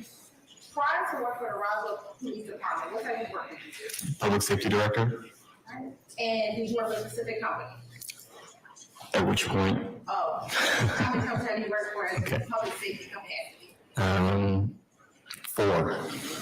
I want to direct attention specifically to 2015. Which company did you work for? Andy Frame Security Services. If you can slow that down. Sorry. Andy Frame Security Services. And when you work for Andy Frame Security Services, where did you work? Perimeter Mall.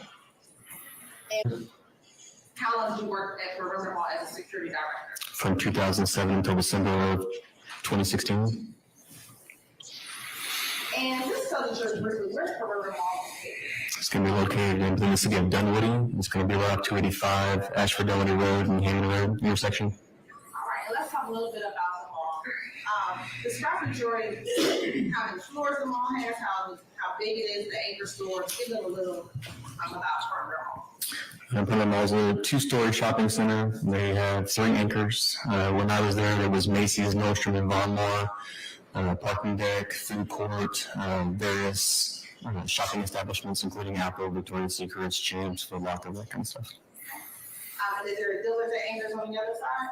Yes. And does the mall have escalators? Yes. How many sets of escalators are in the mall? 3. Right. And where are those located? One's going to be in front of Macy's. One's going to be in front of Nordstrom, and one's going to be in the center court. Sorry, it's been a while. I'm going to show you what the market states in the 186P. Tell me if you recognize what's in the 186P. That'd be the center court area for the mall, from the upper level vantage point. And how do you recognize it? I can see the food court off to the bottom in the lower right, and that's not going to ever get moved, so. Is that a fair, accurate depiction of the center court and the center escalator as you remember back in 2015? As best I can recall, yes. Okay. Yeah, this time the state like the tenant states in the 186P into evidence. No objection, sir. All right, states 186P is it being published as you see fit? Did you serve as the director of security the entire time that you were at Perimeter Mall? Yes. Okay. What were some of your job duties and responsibilities? I did the hiring, the filing, the contractual compliance. I served as the first level for him. Oh, I apologize. I did the hiring and filing, contractual compliance, scheduling, managing account hours and deployment of those hours. I employed security officers and police officers.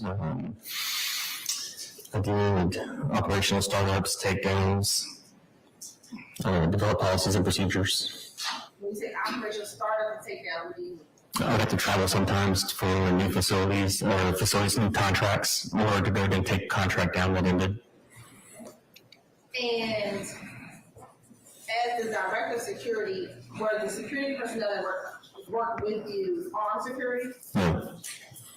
What were some of the jobs and responsibilities of the security guards at Perimeter Mall? They were actively to patrol and be visual deterrent source, as well as a first contact point for customer service for anybody who might need assistance. They did incident reporting for any kind of liability incidents, slip and falls, any kind of criminal activity was reported to the property. They would also take a report as well, so we could document that and keep track of what we call hotspot areas of high crime. And taking you to July 2015, you can recall how many security guards did you have within under your leadership? Depends on the time of day. It could be anywhere from 2 overnight. It ramps up to 4, then 5, and then 6. And then around 3, between 3 p.m. and 7 to 8 or 9 p.m., depending on the day of the week, it could be 8 to 9. And then on the weekends, it could be 10 to 12. And you said something that some people work overnight. Was Perimeter Mall secure 24/7? Yes. Take me to July 2015. Did you have a specific shift that you worked? I worked various shifts. On that day, I'd have to look at what day of the week that was. Not sure. That's okay. Generally, you work Okay. a variety of shifts. A variety of different shifts. Since you are not armed and your security officers are not armed, When they're disturbed to the desk, what occurs? We contact the Dunwoody Police Department. I'm going to direct your attention now to July 7th, 2015. Were you working that day in your capacity as director of security? Yes. Okay. Did you have other security guards working that day? Yes. To know, do you know how many security guards you had working on that day? I have to look at the deployment, but there should have been 8. In 2015, does Perimeter Mall have a store called Champs? Yes. Where was that store located? So it's going to be off the center court towards the Macy's side, on the lower level. What type of store is Champs? And there's sporting goods, athletic apparel, shoes, hats, things like that. And on that day in July of 2015, did you have the occasion to respond to the Champs store? I do. Why did you respond to the Champs store? I had a security officer who was notified about individuals on skateboard electronic devices. We term them hoverboards.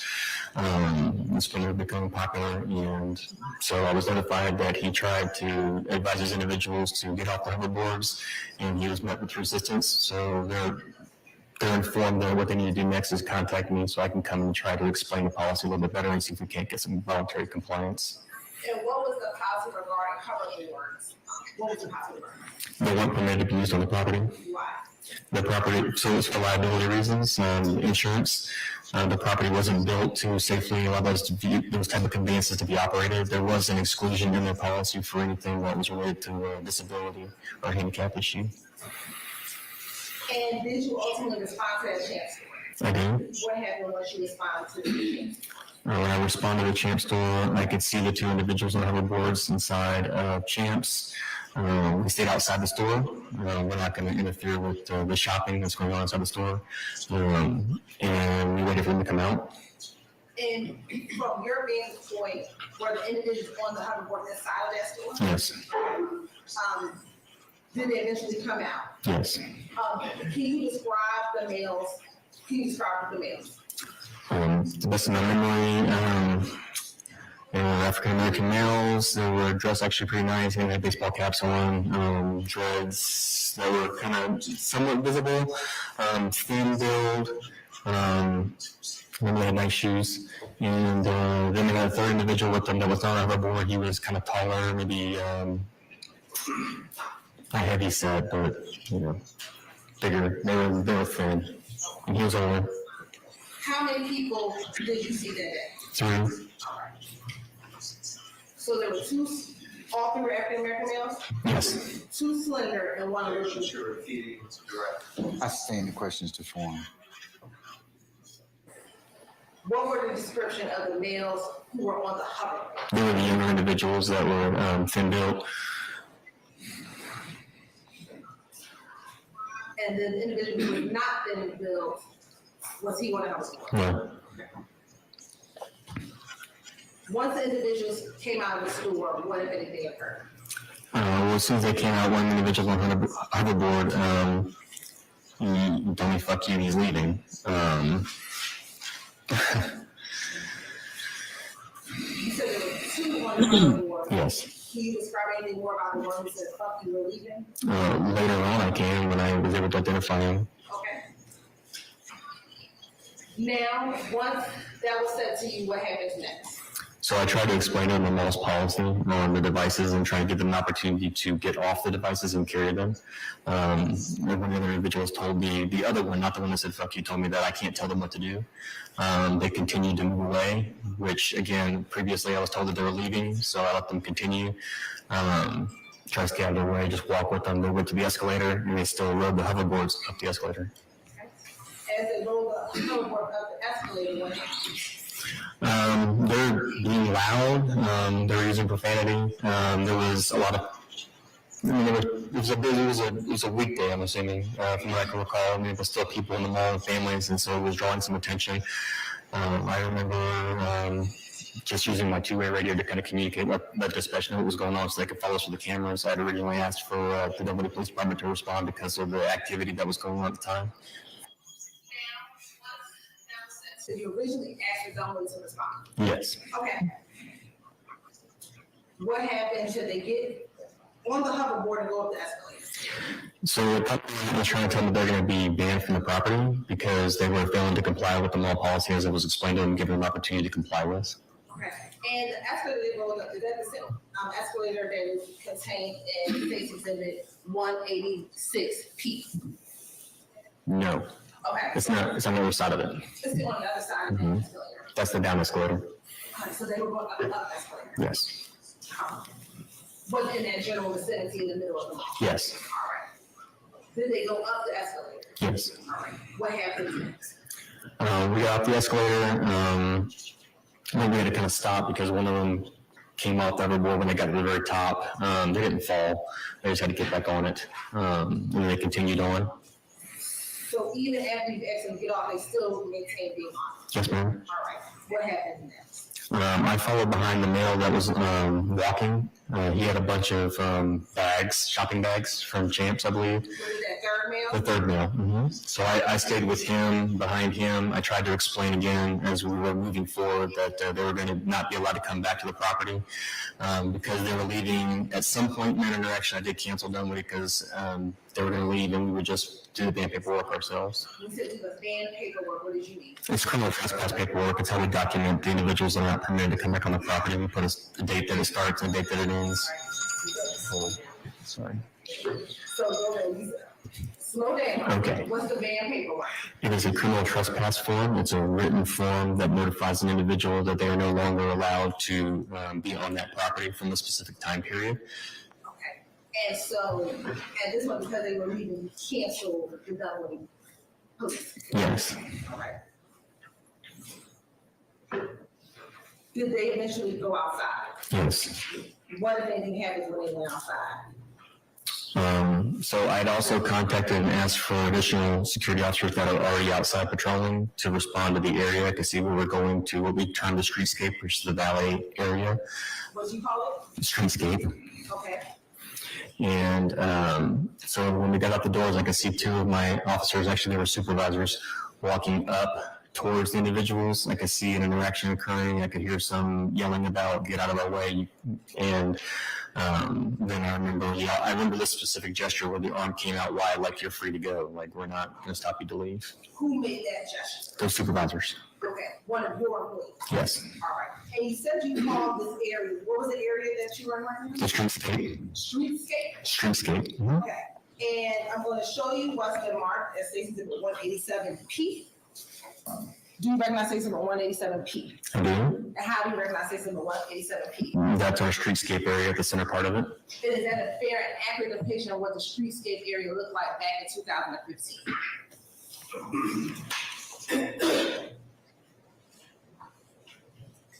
I don't know about the store over here, Max's Oven Pizza or the Christmas tree, but everything else looks accurate. Everything looks accurate.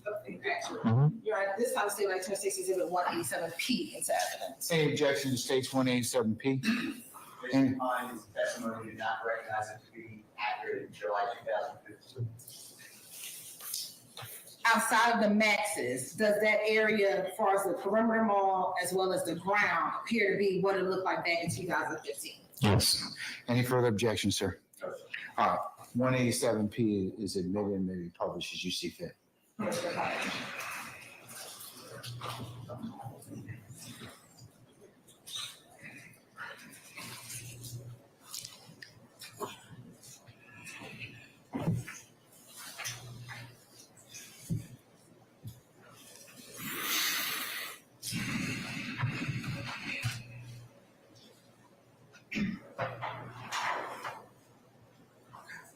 Now, is this the well area or the street well area that you're just referring to? Yes. Okay. Yes. And is that where you saw your security officer, your supervisor, make the hand gesture and kind of present themselves as if the individual's supposed to walk out the way? From my side, it's the left side of the screen. It's going to be just outside of frame. And what you can do is on the back screen next to you, if you press the bottom left corner, you use that pen and you can circle where the direction where your security officer was. Security officers are coming up this way, and they interface to them right over. Still try to speak up a little bit louder. Okay, so the first arrow is the direction the officers were coming from, and then the other arrow is the area where they actually made contact with the two individuals on the hoverboards. And from where the picture's being taken, what is in that area from, if I'm standing and taking that picture, what area is right there from taking that picture? You have valet parking, it's gonna be to your back and to your right, and then to your left, you'll have Urban Outfitters. And you can mark that on this screen right there.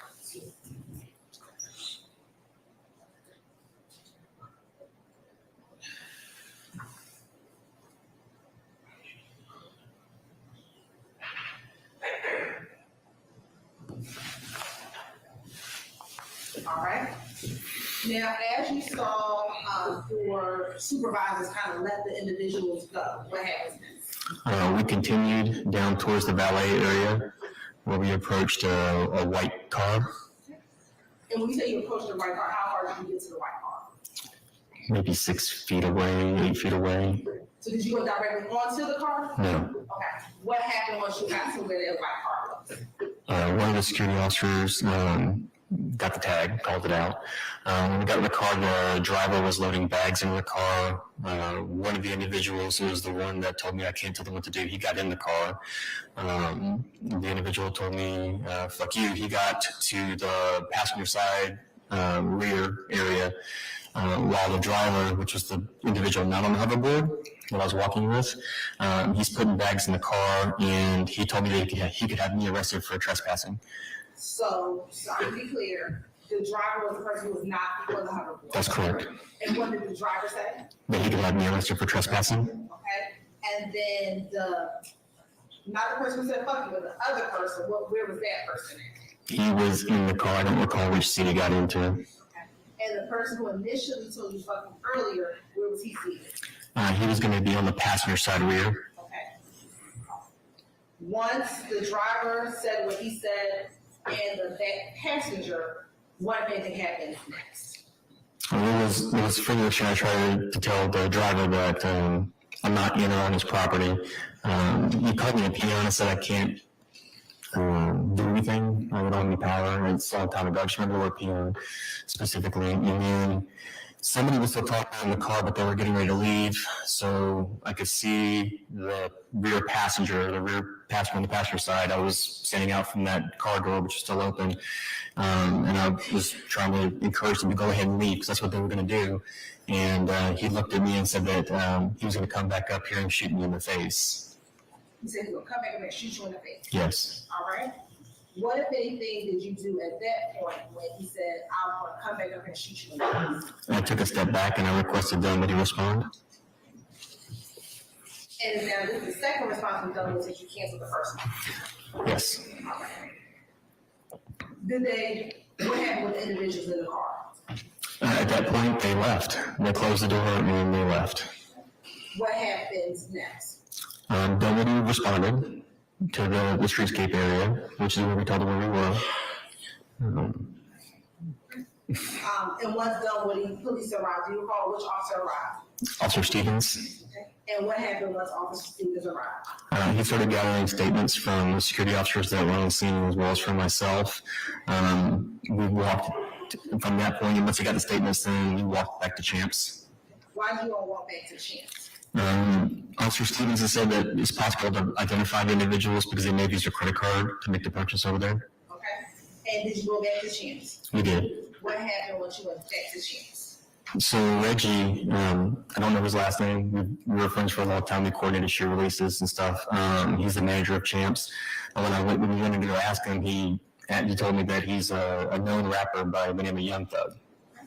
And when he told you that he's known rapper by the name of Young Thug, what did you do with that information? I Googled it. Okay. And when you Googled it, what did you find? I looked at the image and identified that it was the same individual who threatened me and had earlier told me, fuck you. So the person that you saw with Young Thug was the person who said, fuck you, we're leaving, and I will come back up here and shoot you in the face. Yes. All right.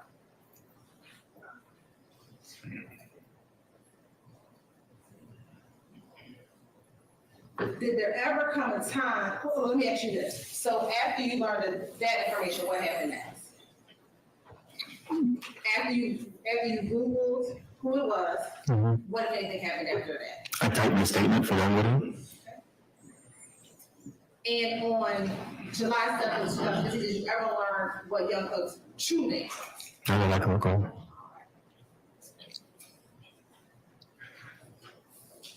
Now, the incident as it took place, was that captured on surveillance video? Yes, And have you had the opportunity to look at that surveillance video prior to your testimony today? I have. And have you also had the opportunity to look at a snippet of excerpts from the large surveillance video, in this case?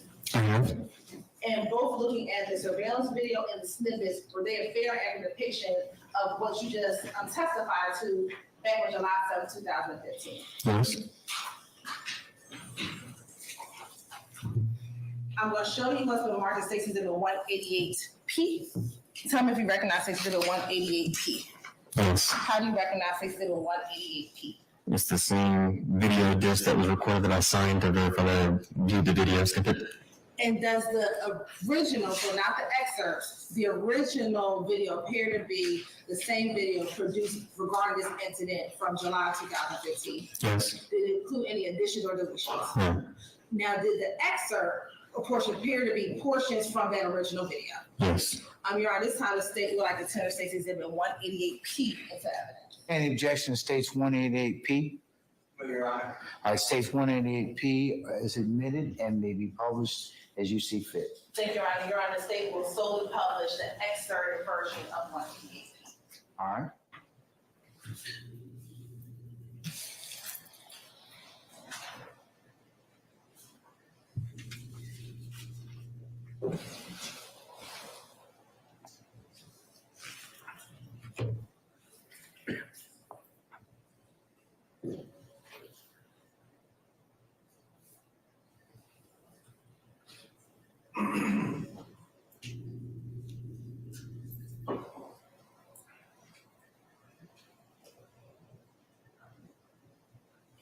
Now, looking at that, those individuals on the hoverboards, Yes.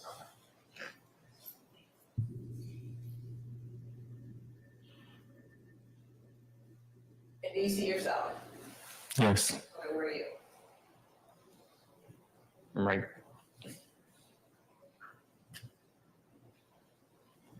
Right there.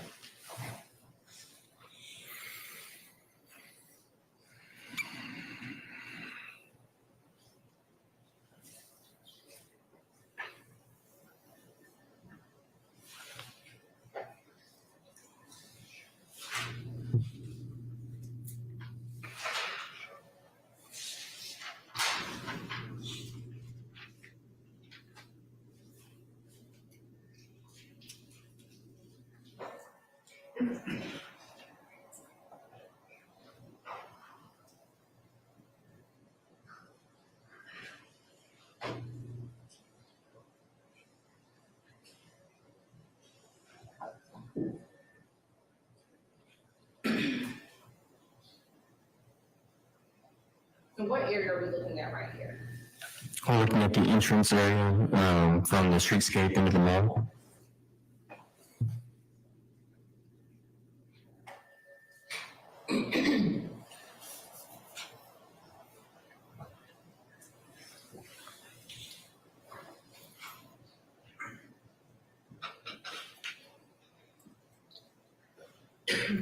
What area are we looking at?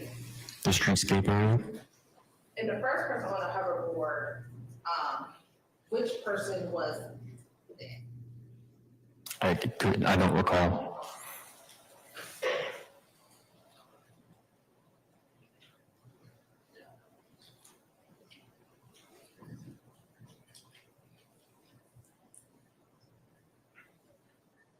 And it's as you walking behind the third individual. Yes, ma'am.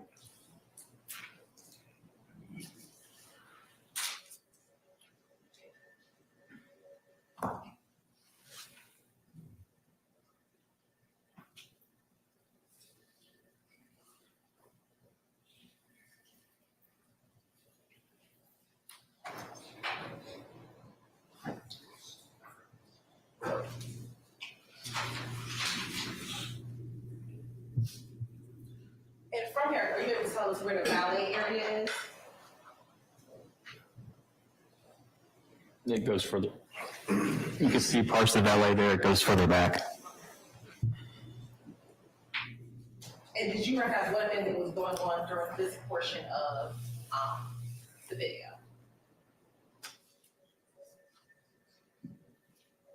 So that's gonna be where the car is parked, and that's where we're gonna be standing while they're loading the bags.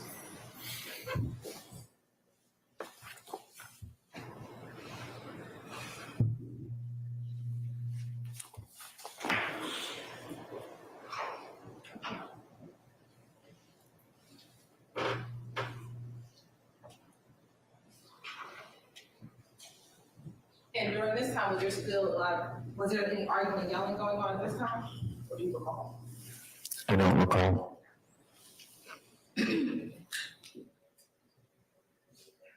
What area are we looking at right here? Looking at the parking area for the streetscape and for the valet. And do we see that white car? Yes, right there. Is that the same white car? Yes.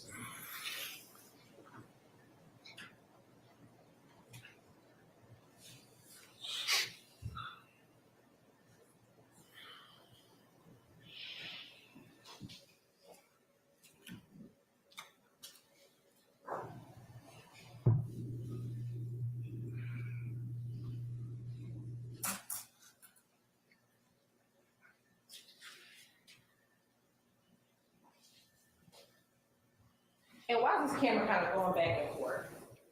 It's on an auto touring cycle. It was an auto touring cycle. It's a pre-programmed route that the cameras will take when they're not being used.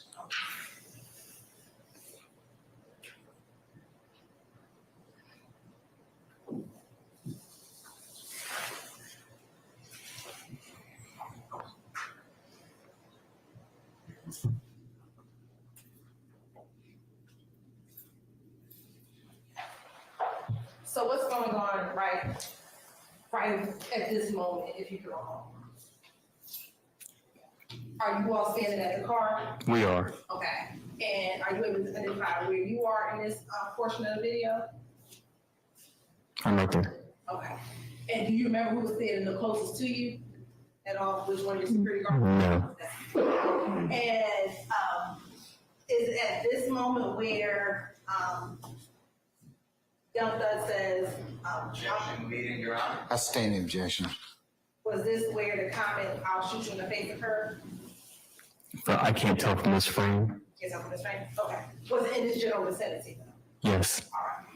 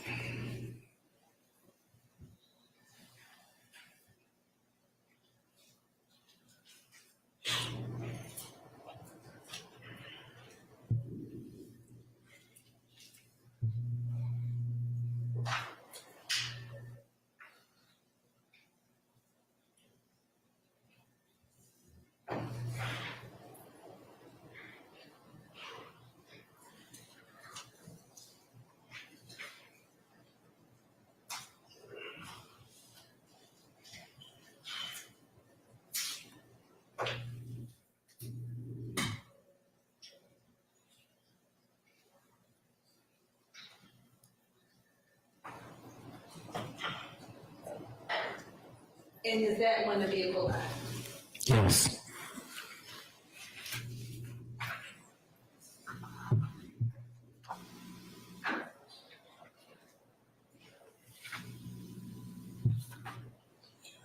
Now I'm going to show you what's the market states it was 182P. Excuse me. See that? Sure.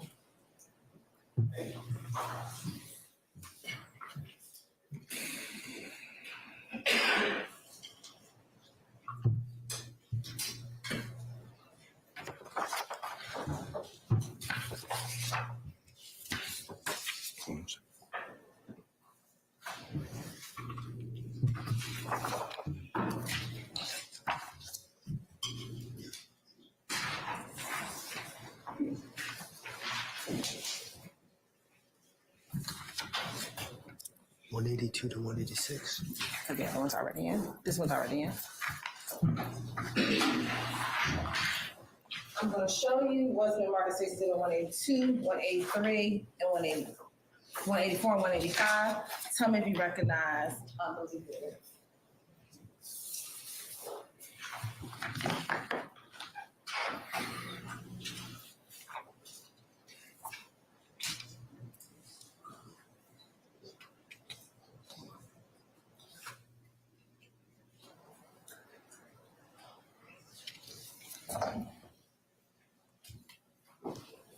I do. Okay, and how do you recognize those exhibits? They're from the video. Are these screen grabs in the video? Yes. Okay. And do those appear to be very accurate depiction of screen grabs from the full video, in this case, provided to us in this case? Yes.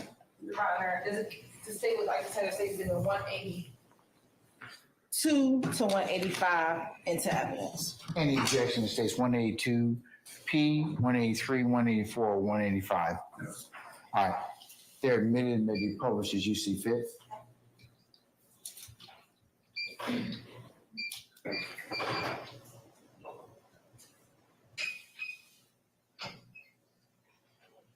First thing I see in 182, you see one of them individuals who had the hoverboard and 182 P. Yes. All right. Looking at 182 P, does that individual have any bags in their hand? Can you tell? No, I can't tell. Okay. We go to the next good. Looking at 183 P, is that the same individual with the hoverboard? Yes. And does that person appear to have any bags in his hand? No. All right. Next, looking at 184P, that's kind of where we stopped before. Is that you? Yes, ma'am. All right. And can you tell from this image who that other person is? It'd be Officer Hutchins. Okay. Was that one of the security officers? Yes, it was. And was Officer Hutchins, the security guard, who initially called you to change? Yes. And looking at this, that screen grab, just that area going into the front door. Yes. All right. And then last 186. Okay. And again, is that the, oops, you censored them all. Did you ever come to learn what Young Thug's government or true name is? Yes. Okay. How did you go about learning who he was? What his name was? I had to later Google him. What procedures you have to Google? One of my security officers had shown me when they came to me and told me. Did you get I'll sustain objections. permission just to leave direct so I can get to the issue that we discussed? Okay, all right. Go ahead. Did you receive any threats after this incident occurred? Yes. What happened as a result of those threats? I called my wife. Okay. And what happened? Well, she wasn't happy. So I'll rule the objection. So we had discussed what I could do, so I went ahead and changed the settings on my social media, locked it down so that you can't see anything outside of my name and my profile picture to protect the images of my family and anybody from seeing any more information about me. Okay. And what did you do after you shut down your social media? I Googled Young Thug. Why? Because I didn't understand why I would be getting threats. Okay. And what you Google Young Thug, is that how you learned his true name? Yes. And what did you learn his true name to be? Jeffrey Williams.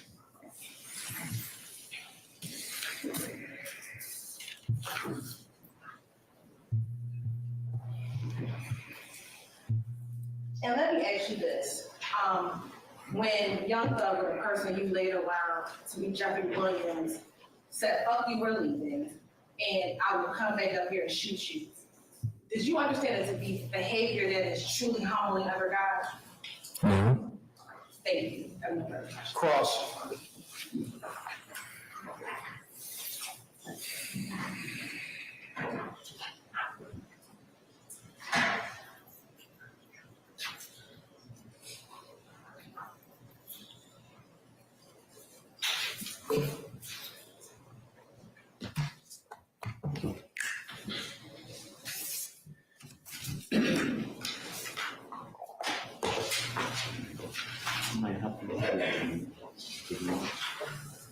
Your Honor, may I play the video?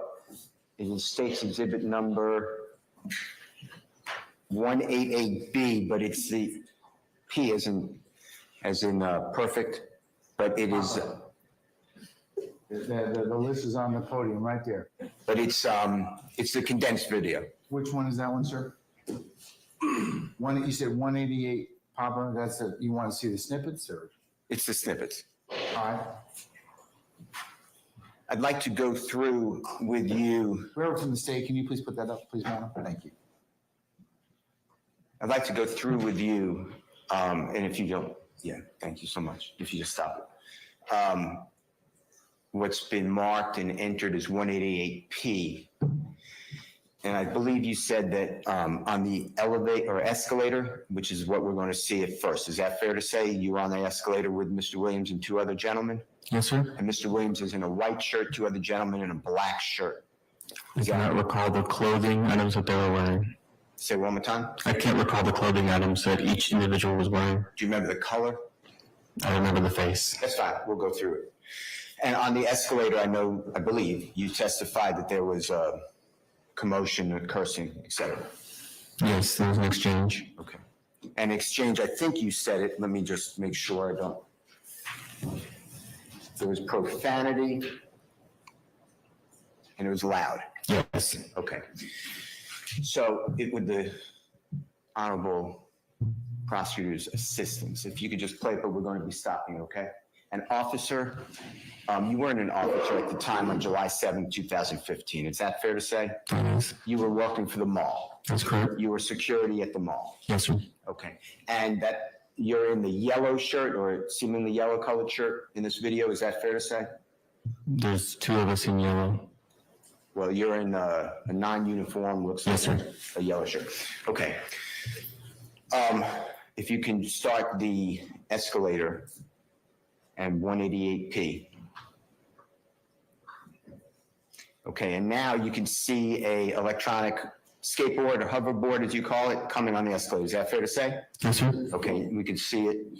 Now, if you stop it right here. Do you see those two people who are in front of the person on the hoverboard? On the escalator? Which two are you referring to? Front two? The very front two? Yes, sir. I can see those. Okay.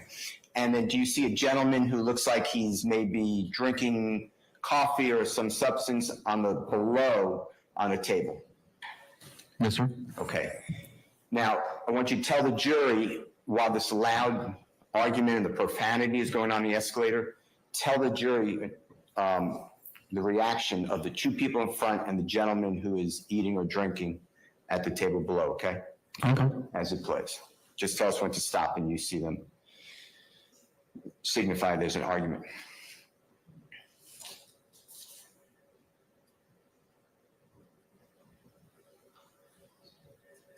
That's how the first two get off the escalator. If you stop, if you don't mind.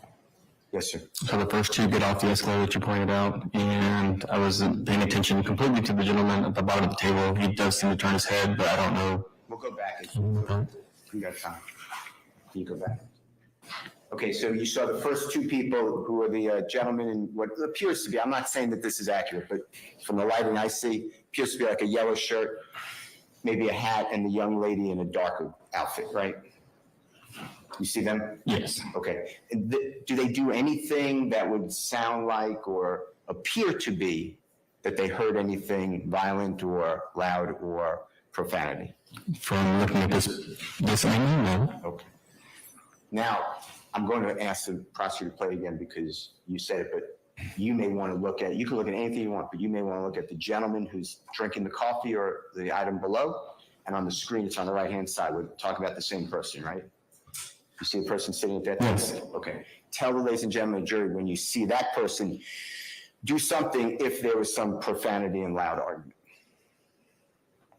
If you could play. There'll be speculation. I sustain the objection. Well, just tell us if you see that person move.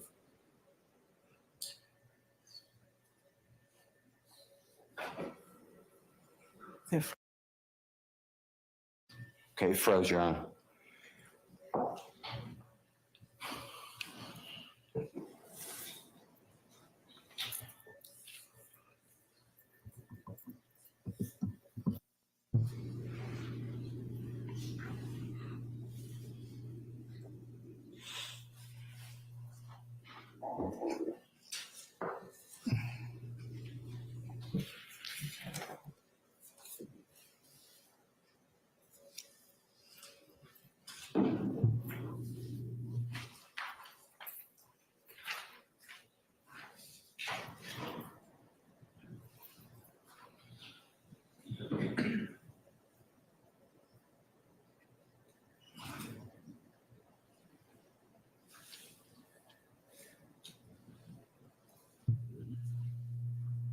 Okay, if you could stop it. Did you see the gentleman who is sitting at that table that we've been discussing look up? I saw him look around, I didn't see him look up. Okay. With regards to the next series here, you see these two people now coming up. They're both in what I call darker shirts. You see those two people coming up? Yes. Okay, and each one of them, I believe, is holding bag or bags. Is that fair to say? Yes. And can you tell, ladies and gentlemen, jury, do those bag or bags come from Champs Sports? I couldn't tell you if all those bags came from Champ Sports. Okay. And what does Champs Sports sell? Is it fair to say they sell shoes or sneakers? That's some of what they sell, yes. Okay. And the first person that's about to get off of this escalator, this up escalator, that's a person on the hoverboard, right? Yes. And just to be clear for ladies and gentlemen jury, is it fair to say that Mr. Williams, the gentleman you say is Mr. Williams, is in the white shirt that already exited this screen that we're showing? I can't tell you which shirt he's wearing. He's one of the two individuals on the hoverboard. You're not sure which one? I can't see his face. You're asking me to recall this from years ago. Okay. And to be clear, we're talking about 8 years and 5 months ago, right? That's correct. And Perimeter Mall's in DeKalb County, fair to say? DeKalb County, yes, sir. And you've never testified in this. This is the first time you ever testified in a case, right? About this? About this? Yes. You're aware the DeKalb County case was dismissed, right? When was I made aware? When I spoke with you? Okay. All right. If you can keep playing it, but we're going to ask you to stop, okay? Now, that's the gentleman on the hoverboard who you said has a little bit of problem, I guess, with the hoverboard. And you can stop it if you don't mind. Yes. You see, we kind of have to stand around him. Sure. Okay, now just for, and I think you did already, that is you on the escalator, off the escalator on the first person we can see that's depicted on the screen on the right-hand side of that escalator boundary. Is that fair to say? Yes, sir. And then directly, it looks like behind you, but to your right, that is another mall officer, mall security officer, and that's employee Hutchins. Am I correct? Yes, sir. Okay. And then behind that gentleman, is that also with security of the mall, or is that a shopper or another? I don't know who that is. Okay. Now, we're going to see you, I believe, are you speaking into some sort of microphone or walkie-talkie or radio? It's two-way radio. Okay, is that what you're doing around this time? Yes, sir. All right, and you're actually alerting, are you not, other coworkers of yours about Mr. Williams and others, the two others leaving the mall? Is that fair to say? At that particular time, I don't know exactly what I was communicating in this frame. During the course of the incident, I did request additional units. And when you say additional units, that's also the mall employees? Yes, security. Okay, and then you asked them to come on the, you call it the escapeway? Streetscape. Apologize. To have an encounter, I'm not saying it's violent or anything, but have a conversation or be present on that area when Mr. Williams and the other two people are leaving. Is that fair to say? I requested to arrive and respond to that area to try to get a license plate. Okay. Did you know that Mr. Williams was going to the valet, or you just were going to have him follow to their car to get the license plate? No, we can follow. Okay. If we can, I'm going to ask the prosecutor to play the video again, but I'd like you to notice yourself. Did you start to run at this point? And if you don't remember, we're going to play it, okay? I don't remember. That's all right. Let's take a look at it.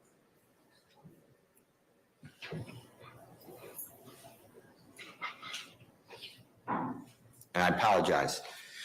You did not run, did you? No. Is that fair? Okay. That's later. We're going to get there. All right. Now, and if you could stop it 1 second. Now, there is other time that goes by, but this is the exit to get to the valet area or the parking lot. Is that fair to say? Yes, sir. And what we did was we took the video instead of sitting here for a long time. We just made the relevant portions or what we believe to be relevant in order to make it faster, flow better. Is that fair to say? Yes, sir. Of the video. Okay.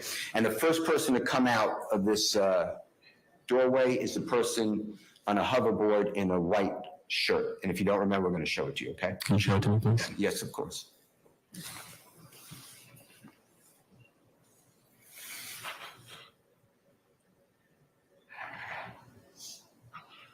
Okay, if you could stop it right there. And can you identify that person? No, I just know it's one of the individuals on the hoverboard, one in the white shirt. 2 hoverboards, one Yes. with them, not on the hoverboard. Exactly. Okay, 2 black shirts, 1 white shirt. Is that fair to say? Yes, sir. Okay. All right, and this is just going to have this person come out of the picture, if you don't mind, continue. And then second hoverboard coming out the doorway, is that fair to say? Yes, sir. Carrying the bags, is that right? Yes, sir. Okay. How many bags, if you could go back just 1 second?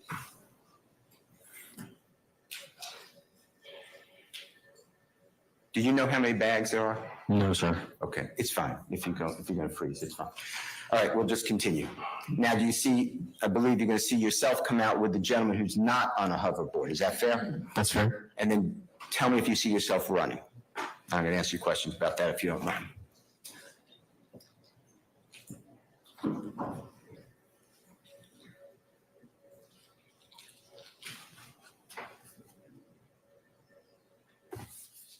Is that you running? Yes. Okay. And is this the mall security officer Hutchins now coming out too? Yes, sir. Okay. And then I think it's going to flip to another vantage point on the video in a moment.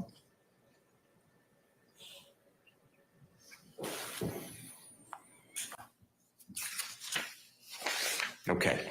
And now the doorway, if you just stop it for a second. Thank you, ma'am.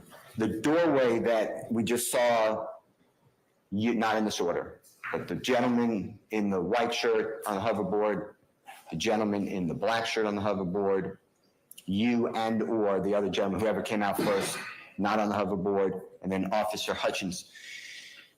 We're coming out that door and walking in this direction. Is that for the jurors to orient themselves? Is that fair to say? Who's walking? All of you, the gentleman in the white shirt on the hoverboard, the gentleman black shirt hoverboard, you and the person in the black shirt not on a hoverboard. The hoverboards aren't walking, they're rolling. We're walking behind them. Right, and that doorway is just behind us off the street. Yes. Okay. All right, and then can you see or tell us when you can see and tell Madam Prosecutor when to stop the video, when you can see your coworkers on this alleyway, okay, on this walkway?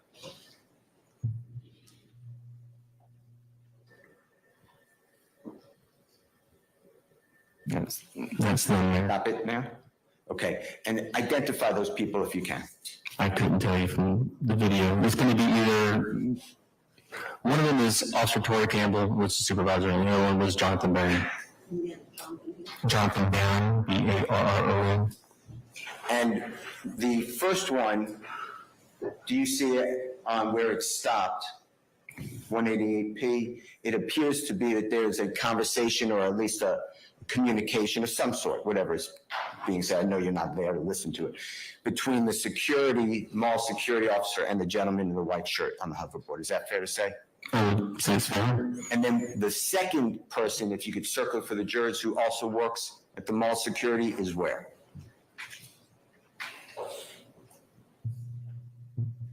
Again, it's kind of hard to tell with the video quality, but I believe that's the other one. Okay, in kind of like orange type vest? Yeah, they're wearing either an orange vest or the yellow it's a bicycle uniform. Okay, all right. And if we could play it in a moment, but here this is the interaction where you said that you saw the mall security officers kind of step out of the way and say, go ahead. At some point, yes. Okay, if we could play it now. You're talking a little bit, right? Or doing something together. Is that fair? Yes. Okay, if you stop it. Thank you. And the gentleman in the white shirt, he then was let go, or he went around them. Is that fair? Yes.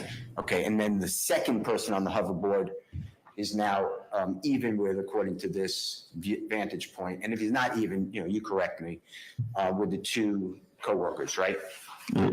Yes, sir. And then you're the last person standing closest to us as we're watching the video on the right-hand side, correct? Okay. Okay, and the gentleman who's walking is maybe, I don't know, a foot in front of you, a step in front of you, 2 steps in front of you, walking the same direction. Yes, sir. Carrying the bags.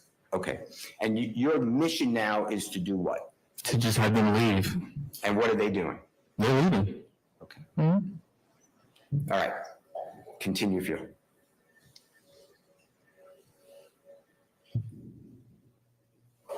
Now, if you stop it.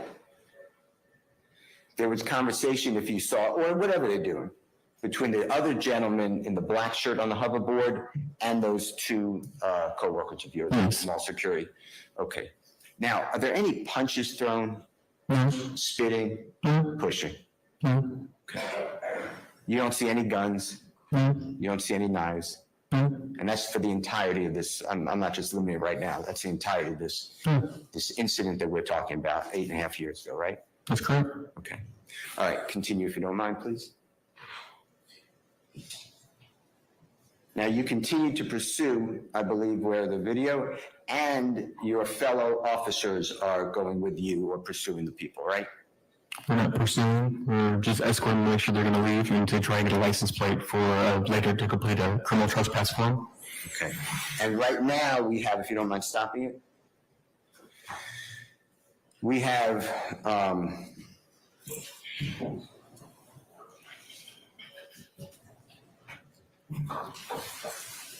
you see if I have their names, or you can help us.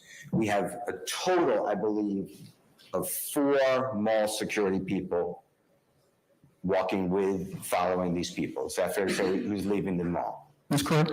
And the names are you, obviously. You're Mr. May. Yes, sir. We have Mr. Hutchins. Yes, sir. We have Mr. Help me with the name. Barron, B-A-R-R-O-N. Barron, yes, sir. And we have Mr. Campbell, C-A-M-P-B-E-L-L. Is that right? Yes, sir. Okay. And everybody's going to where these people are getting their car to leave. Yes, sir. All right. If you can continue to play it. Now, I know you didn't know at the time, but you know afterwards that Mr. Williams is a well-known musical entertainer. Is that fair to say? Later, yes. And you notice that people now are congregating out here by the banister?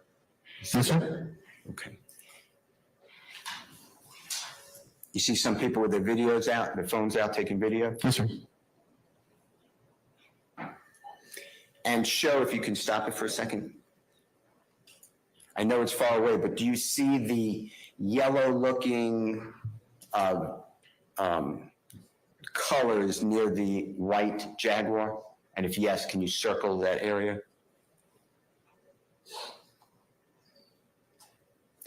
And the white Jaguar is right there. Is that fair to say? Yes, sir.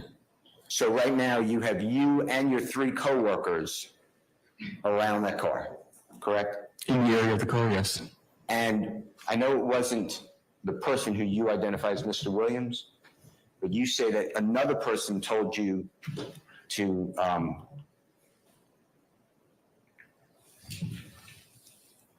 you're trespassing on their car, something to that effect. The driver of the car, he told me he could have me arrested for trespassing. You went too fast for me, I apologize. The driver of the car, he told me I could be arrested for trespassing. Okay, because you were too close to the car, he made it clear. I don't know why he said that. I was not in or on his car. But he said that about the car, didn't he? I couldn't tell you what he was referring to. I assumed it was the car, and that's why I told him I was not in or on his car. Okay. Now those bags, if you remember, actually went into the trunk of the car, or at least some of them did. Is that fair to say? I believe so. So the individuals who want to leave are actually at the back of the car, the Jaguar, and putting bags into the car, right? At least the driver was. Okay. And you're still there with your 3 coworkers, right? Yes, sir. All right. If you could continue to play.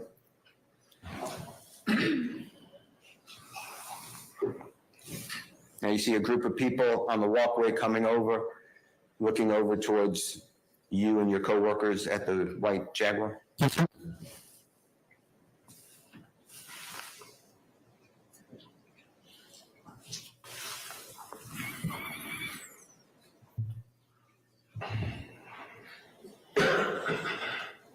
Okay, thank you. If you could stop it. We're going to flip to another screen because of the camera, but how long would you estimate you and the mall employee Barron, the mall employee Campbell, the mall employee Hutchins were at the car, that white car that we just saw? I couldn't tell you. Did you have any doubt? Well, when was the tag gotten? When they got to the car, we learned which car they were at. I believe it was Officer Barron went to the back of the car to get the license plate. That doesn't take very long, does it? No.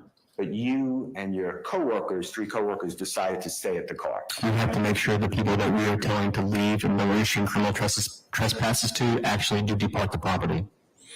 Okay. Now, this flipped the cameras. What's on the screen at 188p, right? I'm sorry, could you repeat that? Yeah, this is a new camera angle. This is a new camera angle? From the one we just watched. Yes. Okay, and for the jury, can you just circle, and you could erase it in a moment, but just circle the white Jaguar. Okay. Now, you see that post to the right of the Jaguar? You see that post, and then if you go back, there's a second post, and go back on the picture, there's a third post. You see what I'm talking about? Yes. Can you just identify them, just for the jurors, that they don't think the door's open on the car or anything? Okay, and that's just for the ease of the valet? It's for guiding cars, yes, sir. Okay. If we could continue to play this for a minute, because this is before you or the 2 gentlemen on the hoverboard or the gentleman walking ever get to the car, correct? That is correct. All right, so if you could, don't mind playing it. Does this car that's stopped here, does that have anything to do with you or your coworkers? It's one of the security vehicles. And you called them as well? Sorry? You called them as well? I called for additional security officers, yes, sir. And this is just the scan of the parking lot and the road in front, right? Yes, sir. I don't know, the camera may have not been functional for us to take control of it. We've had problems with different cameras, but this is an auto tour, so maybe it's just like an auto tour. It's okay.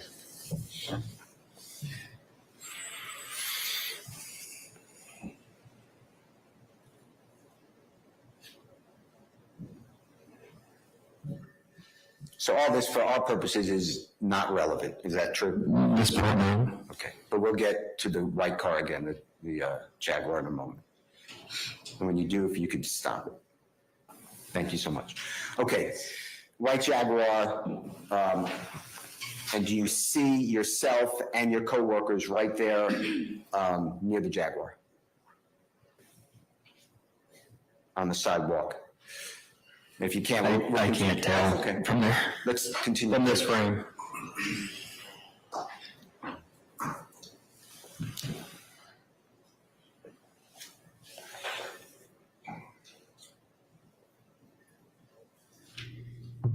Can you, please?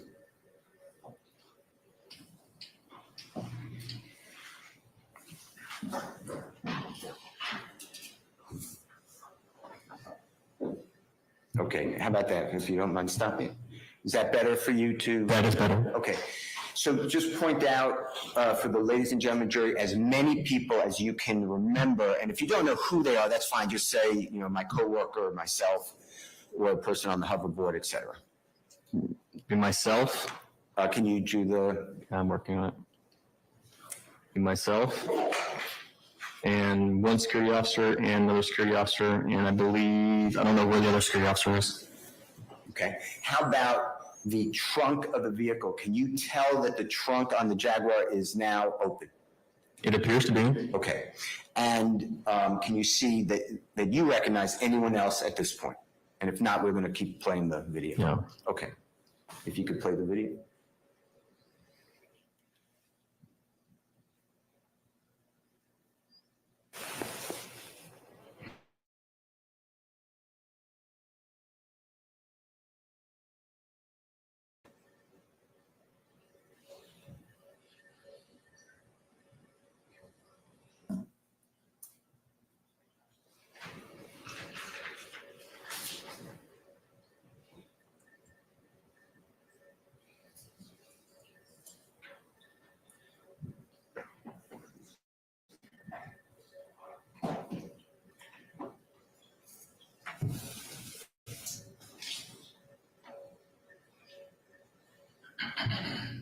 Okay, if you stop it just 1 second, if you don't mind.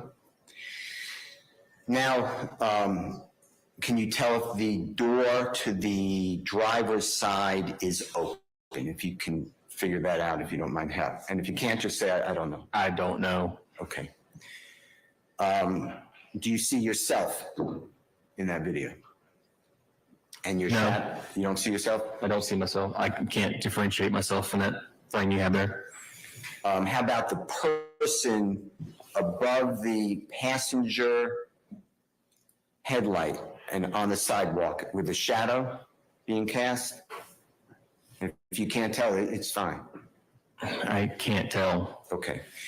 At the time of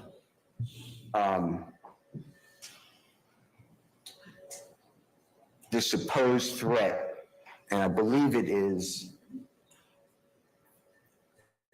let me get the quote.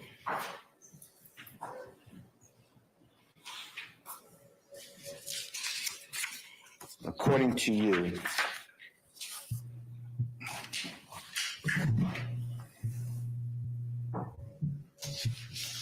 I believe that the threat is, I will come back here, I will come back up here and shoot you in the face. Remember that? Yes. Okay.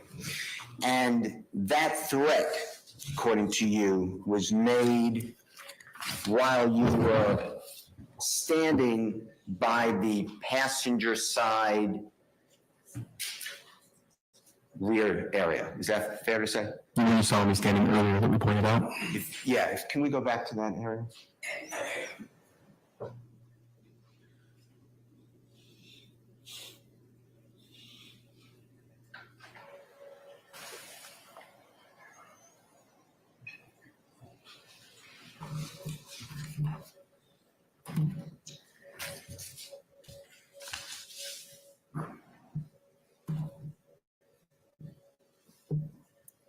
If you stop it there, is that helpful? Yes. Okay. Is that the area that the supposed threat, is that kind of like the circumstances? The area, yes. And you have at least 2, if not 3 coworkers around you? I can see 2. I don't look at one of what the room is.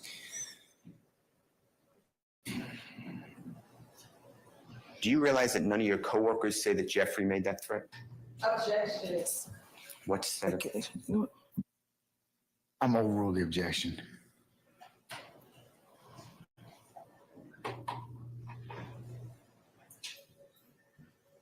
No, I spoke with Officer Lewis. I'm sorry, not Lewis. Sorry, Stevens. That's Police Officer Stevens, who works with the Dunwoody Police Department, right? That's correct. He comes out after the after the Jaguar is no longer on the scene. Right? That's correct. And you called them? Yes. Okay. Now, I'd like to talk with you about these threats that you said you saw on your coworkers, or your coworker showed you on their phone. You know what I'm talking about? Yes. Now, this is a week, 2 weeks, a month later after July 7, 2014? I can't recall how long it was, but it wasn't that long. Okay, and by that long, we're talking about? It wasn't a month. It was in close enough proximity to the date, maybe a week, maybe a couple of days. I mean. Okay. So later that week of July 7, 2015, maybe a week later or so, you don't know, but approximately, fair to say? Fair to say. And it's your testimony that a coworker showed you on his phone or her phone, him, right? Again, I can't. You're asking me about something that happened years ago. I remember the catalyst, which was seeing my name in the threat, and then what proceeded after. Okay, so coworker, either a man or a woman, shows you on their phone your name, and it's associated with, God forbid, a threat to you. That's how you took it. Some type of threat, yes. And you are still holding your position of the mall officer, right? Security officer? The mall employee, yeah. Yes. And when you get that, you are concerned and you call your wife. Yes. And then you wanted to ensure that whatever social media platforms you have, there would not be personal information accessible to anyone but your friends, I guess. Someone you invited. Someone they invited, yes. Okay. Now, you have at that time contacts, relations with the Dunwoody Police Department, fair to say? Because you can call them, this criminal trespass, thefts, they happen a lot, unfortunately, at the mall, or at times, right? Yes. So you know how to get in touch with them, right? Yes. Tell the ladies and gentlemen jury when you notified Dunwoody Police or any police department of the supposed threat. I didn't.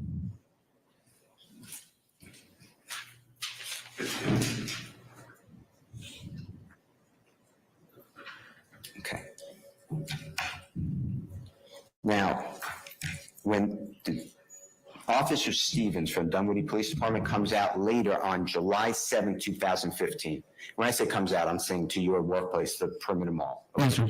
You met with him, right? Yes, sir. And you cooperated with him. Mm-hmm. And you gave him a statement about this information that you're giving the jurors, right? Yes, sir.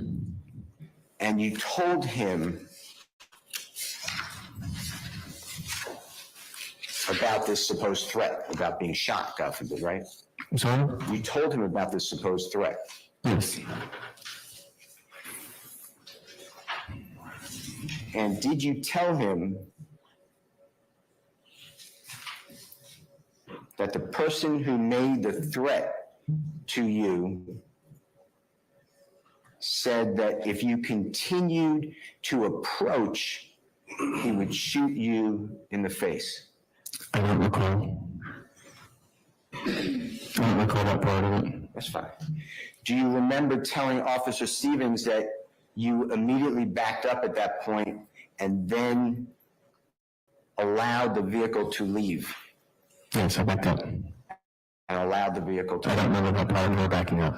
Do you deny telling that to? I can't tell you what I did again. I don't recall it.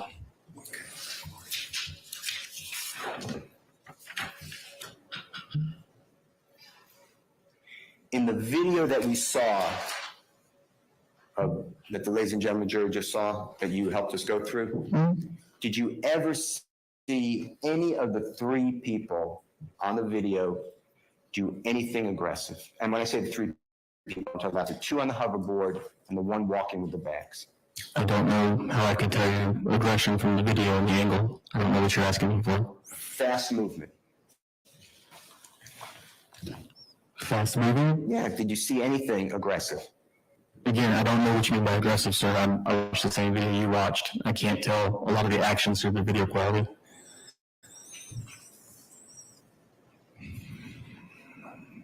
Okay.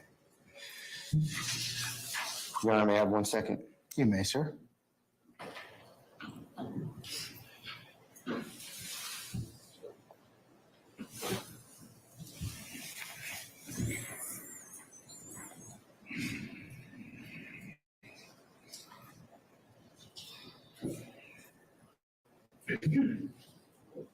You said that another person, a driver, you identified the person, said something not nice to you and that you have no authority. Do you remember that? When they called me a peon? Yeah. I can't do anything? Yeah, I recall that. Did you feel, well, okay. Your Honor, give me 1 second, please.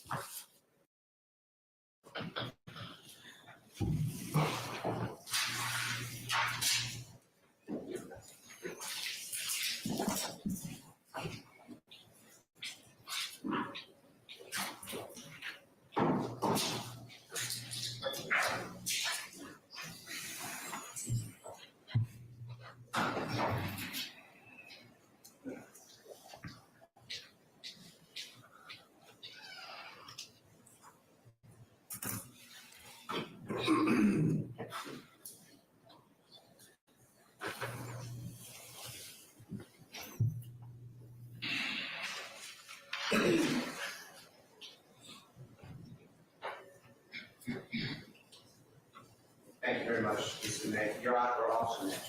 Your Honor, thank you. Thank you, sir. Anybody else? Any cross?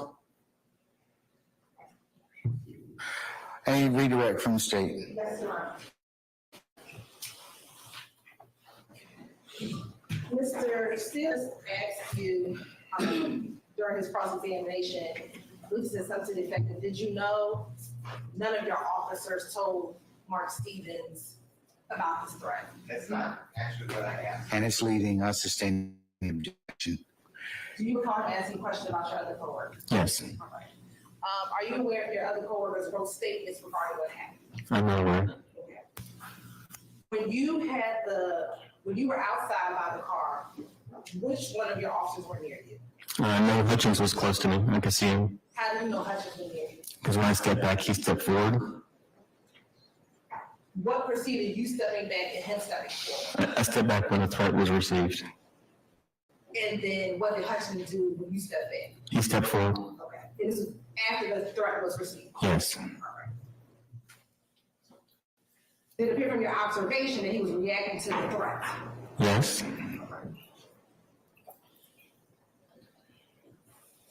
And that was one of the security officers, your security officers out there? Yes. Now, Mr. Steele asked you about statements that Officer Stevens wrote in his report. Did you write your own statement regarding this incident? I did. All right. And within your statement, did you write everything you remember happening up until Young Thug threatened to shoot you in the face? I did. All right. I'm going to show you what's going to be marked. That says 231R. Is this a copy of your statement?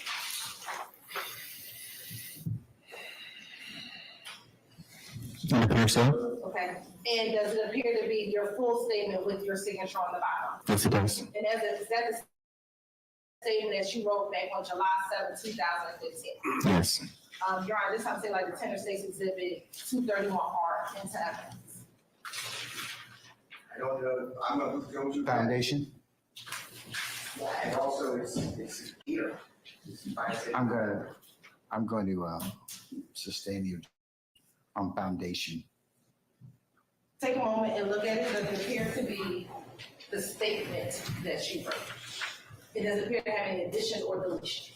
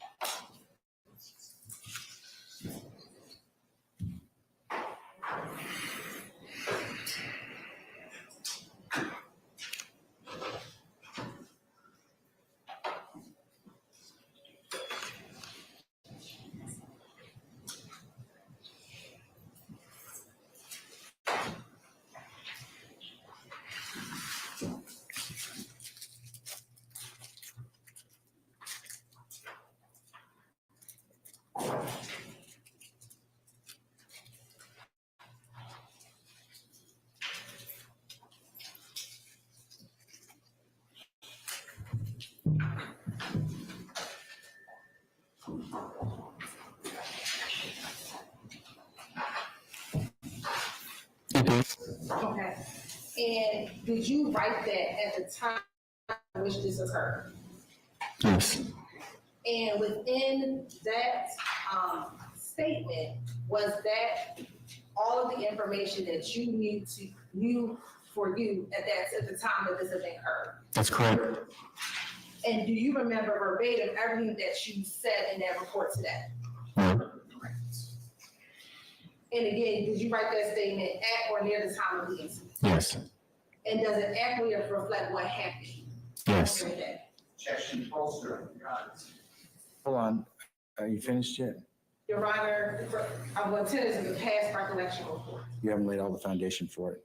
I'm not going to admit it. And plus, it's bolstering at this point in time. Your Honor, based upon the process. Can you all come on up, please? Yes, please.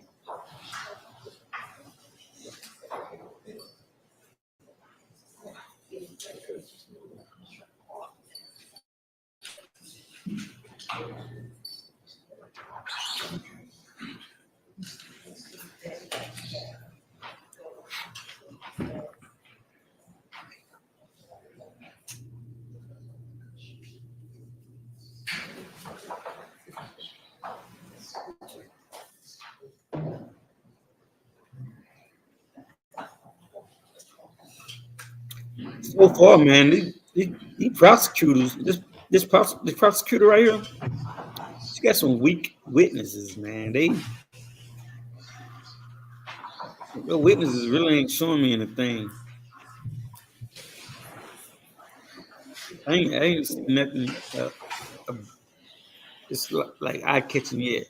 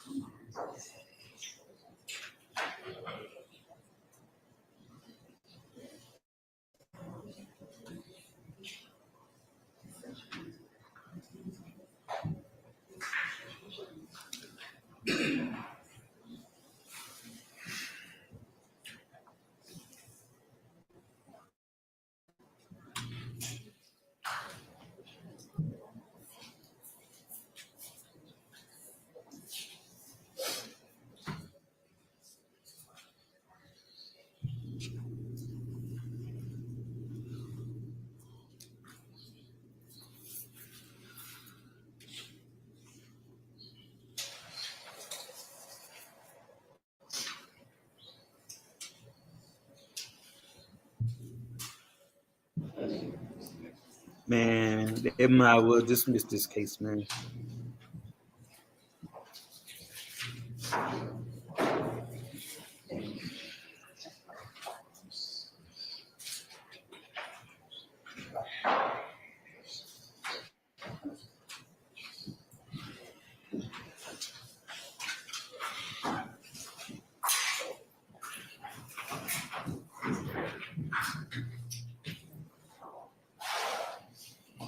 I want you to look at State Exhibit 231R. And when you look at 231R, you see where you wrote the threat that was communicated to you back in July of 2015. I do. Okay, and back in July of 2015, what was the threat that you wrote inside of your written statement? I will come back up here and shoot you in the face. Nothing, that's what you told, that's what you wrote in your report back in 2015. Yes. All right. Now, why, when you saw the threat on social media, why didn't you call the police regarding the threat that you saw on social media after this occurred? Objection, Mayor, self-serving. I'm gonna overrule the objection, Mr. Go ahead. Why didn't you call the police? Honestly, when I did the research and I saw how big he was, I just didn't want anything else to do with it.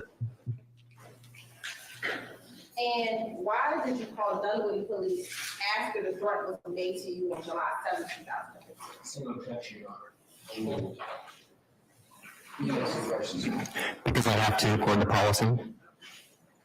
Why is that? Because I was threatened or any individual was threatened.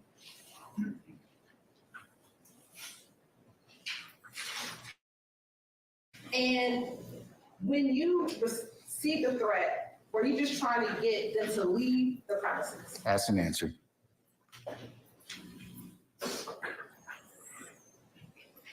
Lastly, I just want to go back and show you very quickly 2 minutes of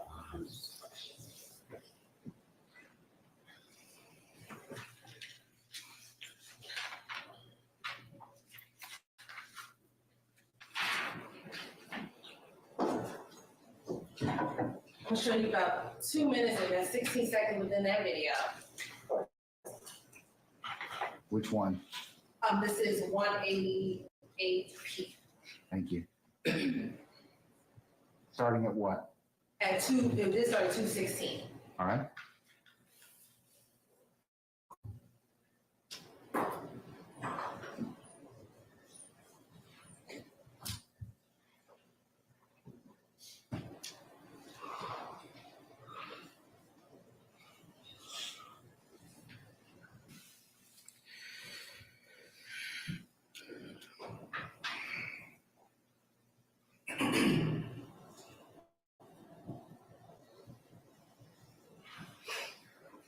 Now, Mr. Still asked you about these group of individuals. We're gonna keep watching, I want to ask you about a different group of individuals.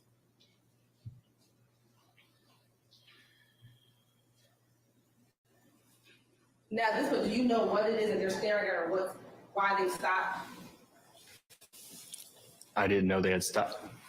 I didn't know they had stopped until I see the video here. My assumption, I can't assume. I stand objection. Does that group of individuals kind of walk toward where the valet is? Yes. Right.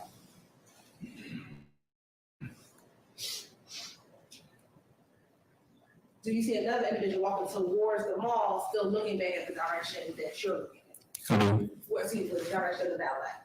Yes.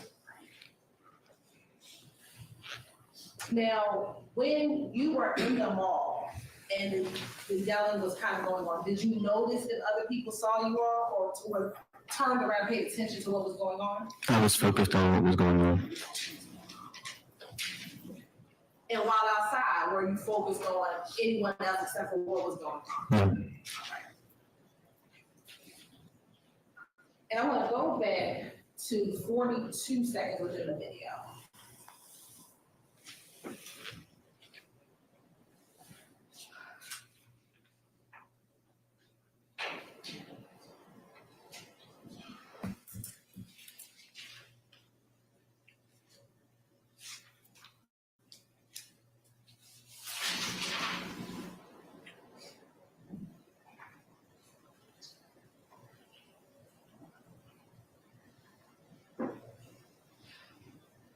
Pause it right here.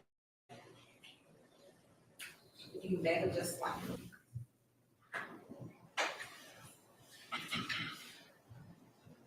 All right. By any chance, are you able to read what is on those shirts at all? Objection, relevance. Your Honor, it is very relevant. See the word free. Hold on, sorry. Let me handle what I need to handle, Mr. Matthews. Okay? All right, I'm going to sustain the objection. And that's at time hack 36, is that correct, madam? That's at time 36 seconds. Okay, just want to make sure. All right. Anything else? No, I have no further questions at this point. Okay. Anything further, Mr. Steele? Sure.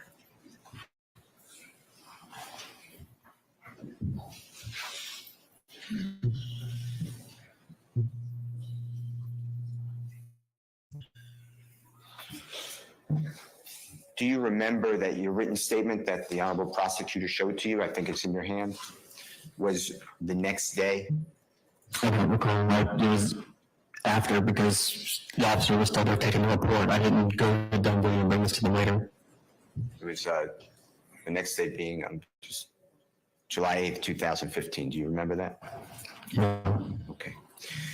I want to ask you about, and just go back to a week later, 3 days later, whatever, the supposed threat that the man or woman showed you on their phone? Yes, sir.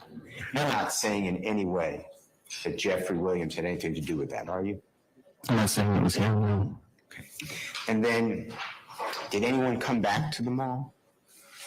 I don't remember encountering them again. I couldn't hear you. I don't remember encountering them again. Thank you. You're on. Thank you. Anybody else? Any further redirect by the state? Nothing from the state, Your Honor. All right.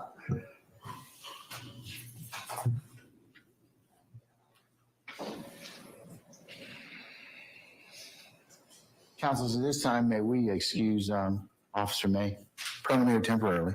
Permanently for the state, Your Honor. All right.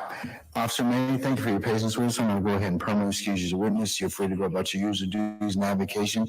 Just don't discuss your testimony with anybody except the attorneys in this case, okay? Thank you, Your Honor. Thank you, sir.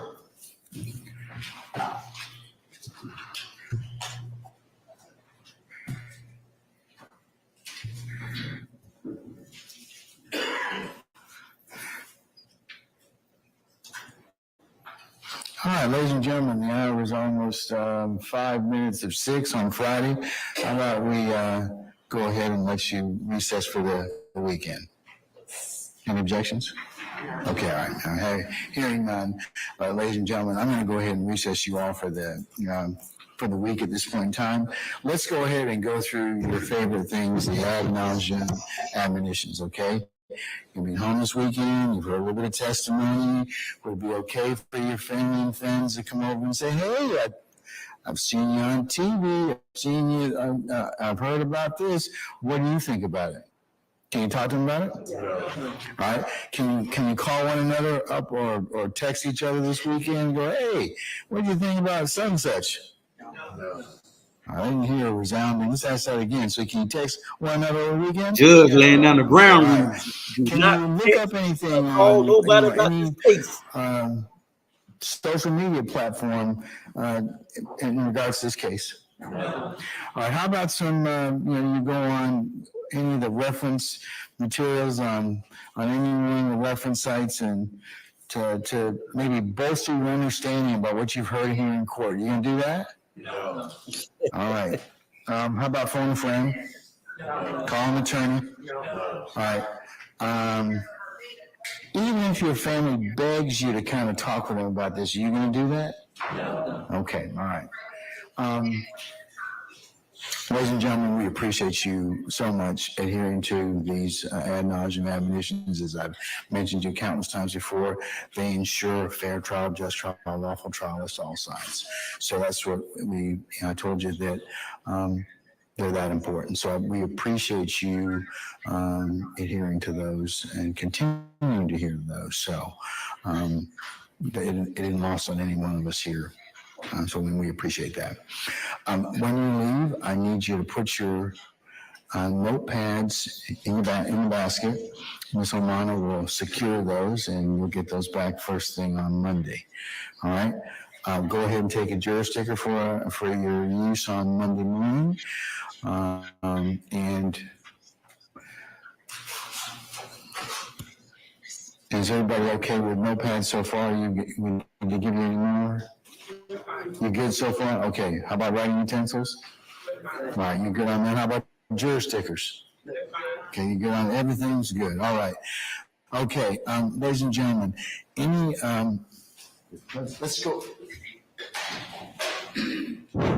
let's go ahead and talk a little bit about Monday, if you don't mind at this point in time. Monday is the 11th of December.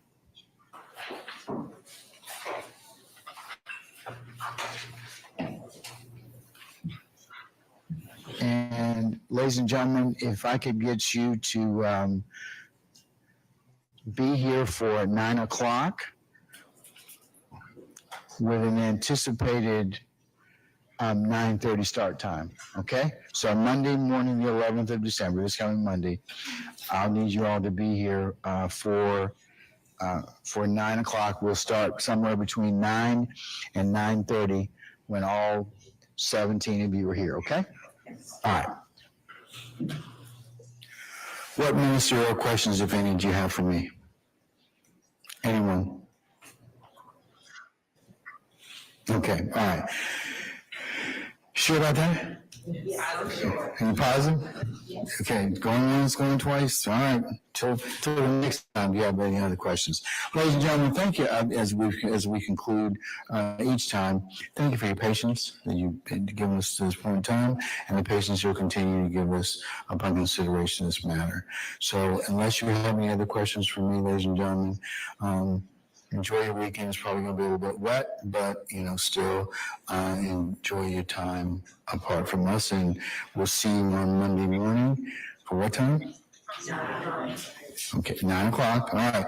And remember also, ladies and gentlemen, I want to just say one other thing. Remember, everybody should reach out to you, try and communicate with you in any way, form, or fashion. I need to know about it immediately, so you can reach out to Deputy Ingram and let us know. But remember, I told you before, as I mentioned earlier, best to come off of any social media sites or anything such as that, because then there won't be the temptation or any new sites for you to do that. Okay? Apps, I should say. All right, unless you have anything else, ladies and gentlemen, we'll see you on Monday for 9 o'clock, okay? All right, all rise.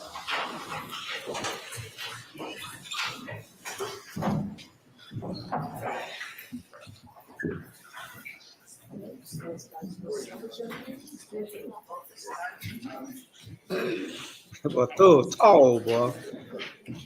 I ain't know that juggle that tall.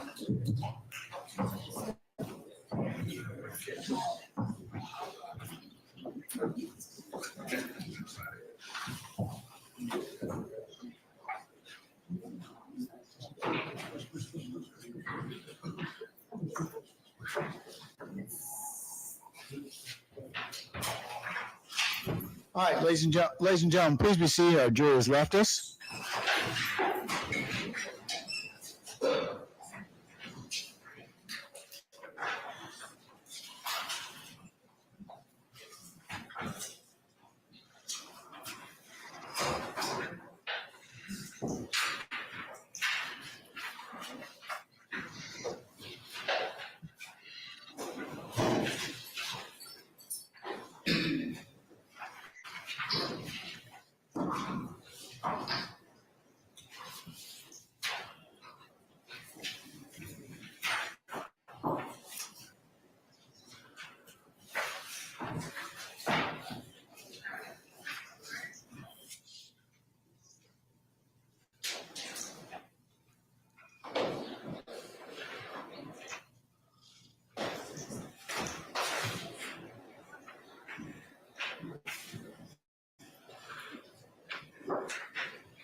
Okay,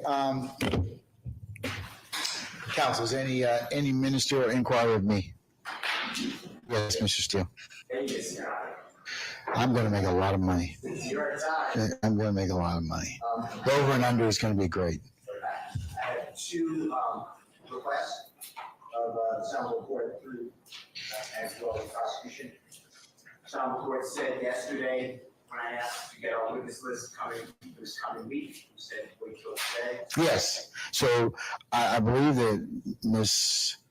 State has updated their witness or proposed witness list. I saw an email to that effect. We currently have that, and we have that prepared and ready to provide. It is in tandem with what we did give the court and the defense attorneys earlier this week. We will provide the remaining with people that we intend to reach to defense counsel. Okay. All right. Right. So you know which witnesses you're calling for Monday? We do, and Your Honor, I do not want to state any of that publicly. I will give it to counsel for the defendants and to the court. All right. Okay. Mr. Steele, what's your second inquiry, sir? I believe Your Honor, the court also said by today, our 741 witnesses becomes approximately 400. Yes, I did. I have some notes to that effect. So, Ms. Love and Ms. Hilton, have you all pared down that list? I know I mentioned to you that you said you were going to do that by this date. Yes, Your Honor. So what we have, I'll just point out that what we've been doing is giving to counsel for the defendants each week the acts that we have intended to prove. And for those acts, we had originally given them many more witnesses than we actually utilized. And we have gone through, and for the other acts, we've streamlined them as well. So we have a more concise list of people that we intend to call that we will. About the end for the day, man. So they just got to wrap it up. I'm just pointing out that as we've gone along, I believe it's apparent because we've told defendants that we are introducing and improving the case by act. And so to the extent that we have introduced evidence for particular acts and that those acts have been completed, we already can mark off people that were extraneous witnesses that we chose not to use. All right. We'll give them the remaining yes to that. Have you all started working on have a seat, madam. Have you all started working on the witnesses that you wish to identify or interview between Monday, the 18th of December and the 29th of December? Your Honor, we provided an initial list primarily that had the professional witnesses on it. As it relates to the lay witnesses, some have been able to be interviewed. One was interviewed this morning, and we're solidifying the times for the lay witnesses. But I believe all but 4 professional witnesses were submitted already with the scheduling of when defense counsel can meet with them. We provided information, their phone number, their contact, so that they can set it up themselves. And the preferred dates and times visuals are available. And so that has all been on the spreadsheet that we submitted, I believe, on Sunday, maybe Monday of this week. And we will update as far as the other lay witnesses by next week before going into that week of the 18th and add the additional 4 professional witnesses that we do not have yet. Okay, and the last question the court has is, by the 15th, will you identify the witnesses that you're planning on calling the first week of January 2024, starting on the 2nd? Yes, Your Honor. Through the 5th of January? Yes, Your Honor. That was another thing that we were planning to do anyway. We were going to include in that list of people that we will attempt to make available if the defendants wish to speak with them, those persons that we intend to call those first 2 weeks, so that during that time that the court has scheduled. You're talking about I'm sorry to cut you off. You're talking about the 2nd through the 12th?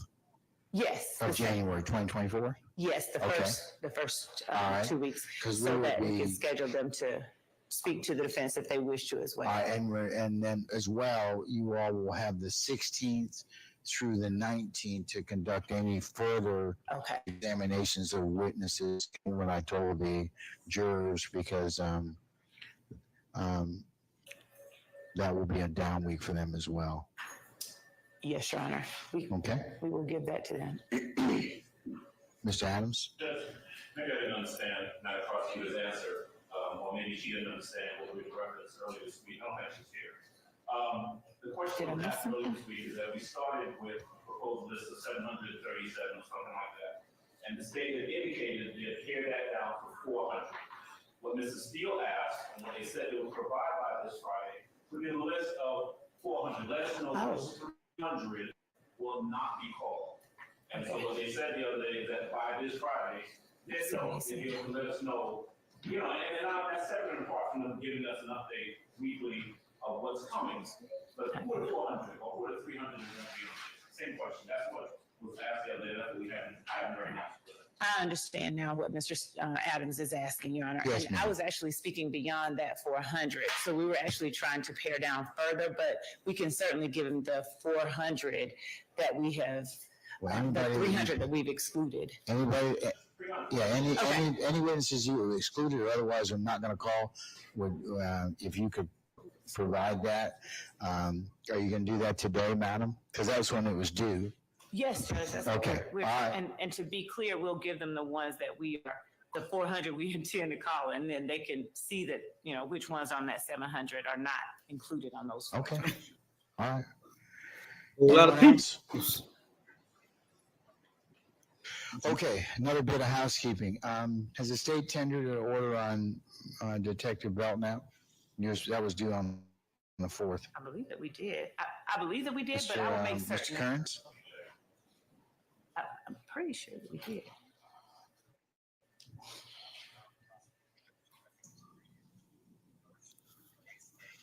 Whole lot of witnesses, man. And I ain't seen none of them credible right at this time. Okay, how many witnesses you got?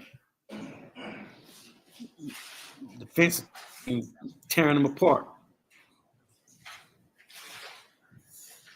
The young thug got an all-star right there, boy. But man, with the glasses on, he ain't no joke, boy. He looks serious. Dude with the glasses, he looks serious. Record, Mr. Kearns tells me. So if you can make sure that is tendered to him by Monday, just so I can keep up with things. All right.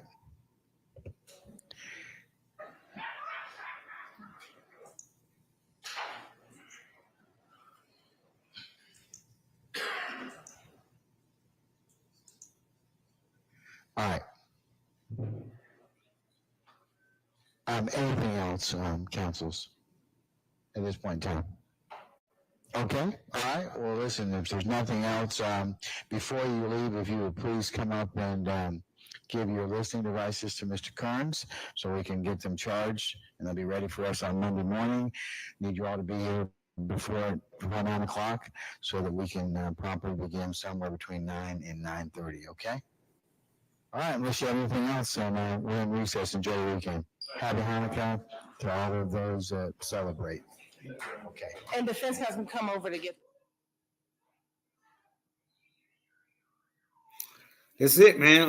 Young Thug trial resume Monday morning at 9 o'clock, man. 9:30 start time. So we'll be back here at 9 o'clock, man.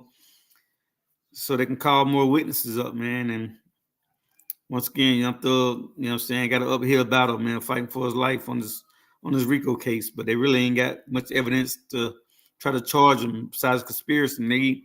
And the conspiracy not even strong. So with all that, man, this court probably gonna resume back on Monday at 9 o'clock, 9:30 start time. So we'll be back right here at 8:30. You know what I'm saying? Right before they start up, man. With all that being said, man, have a good weekend, OG Griffin, man. Like, comment, and subscribe. It's my take. I'm out. Free Young Thug. Peace.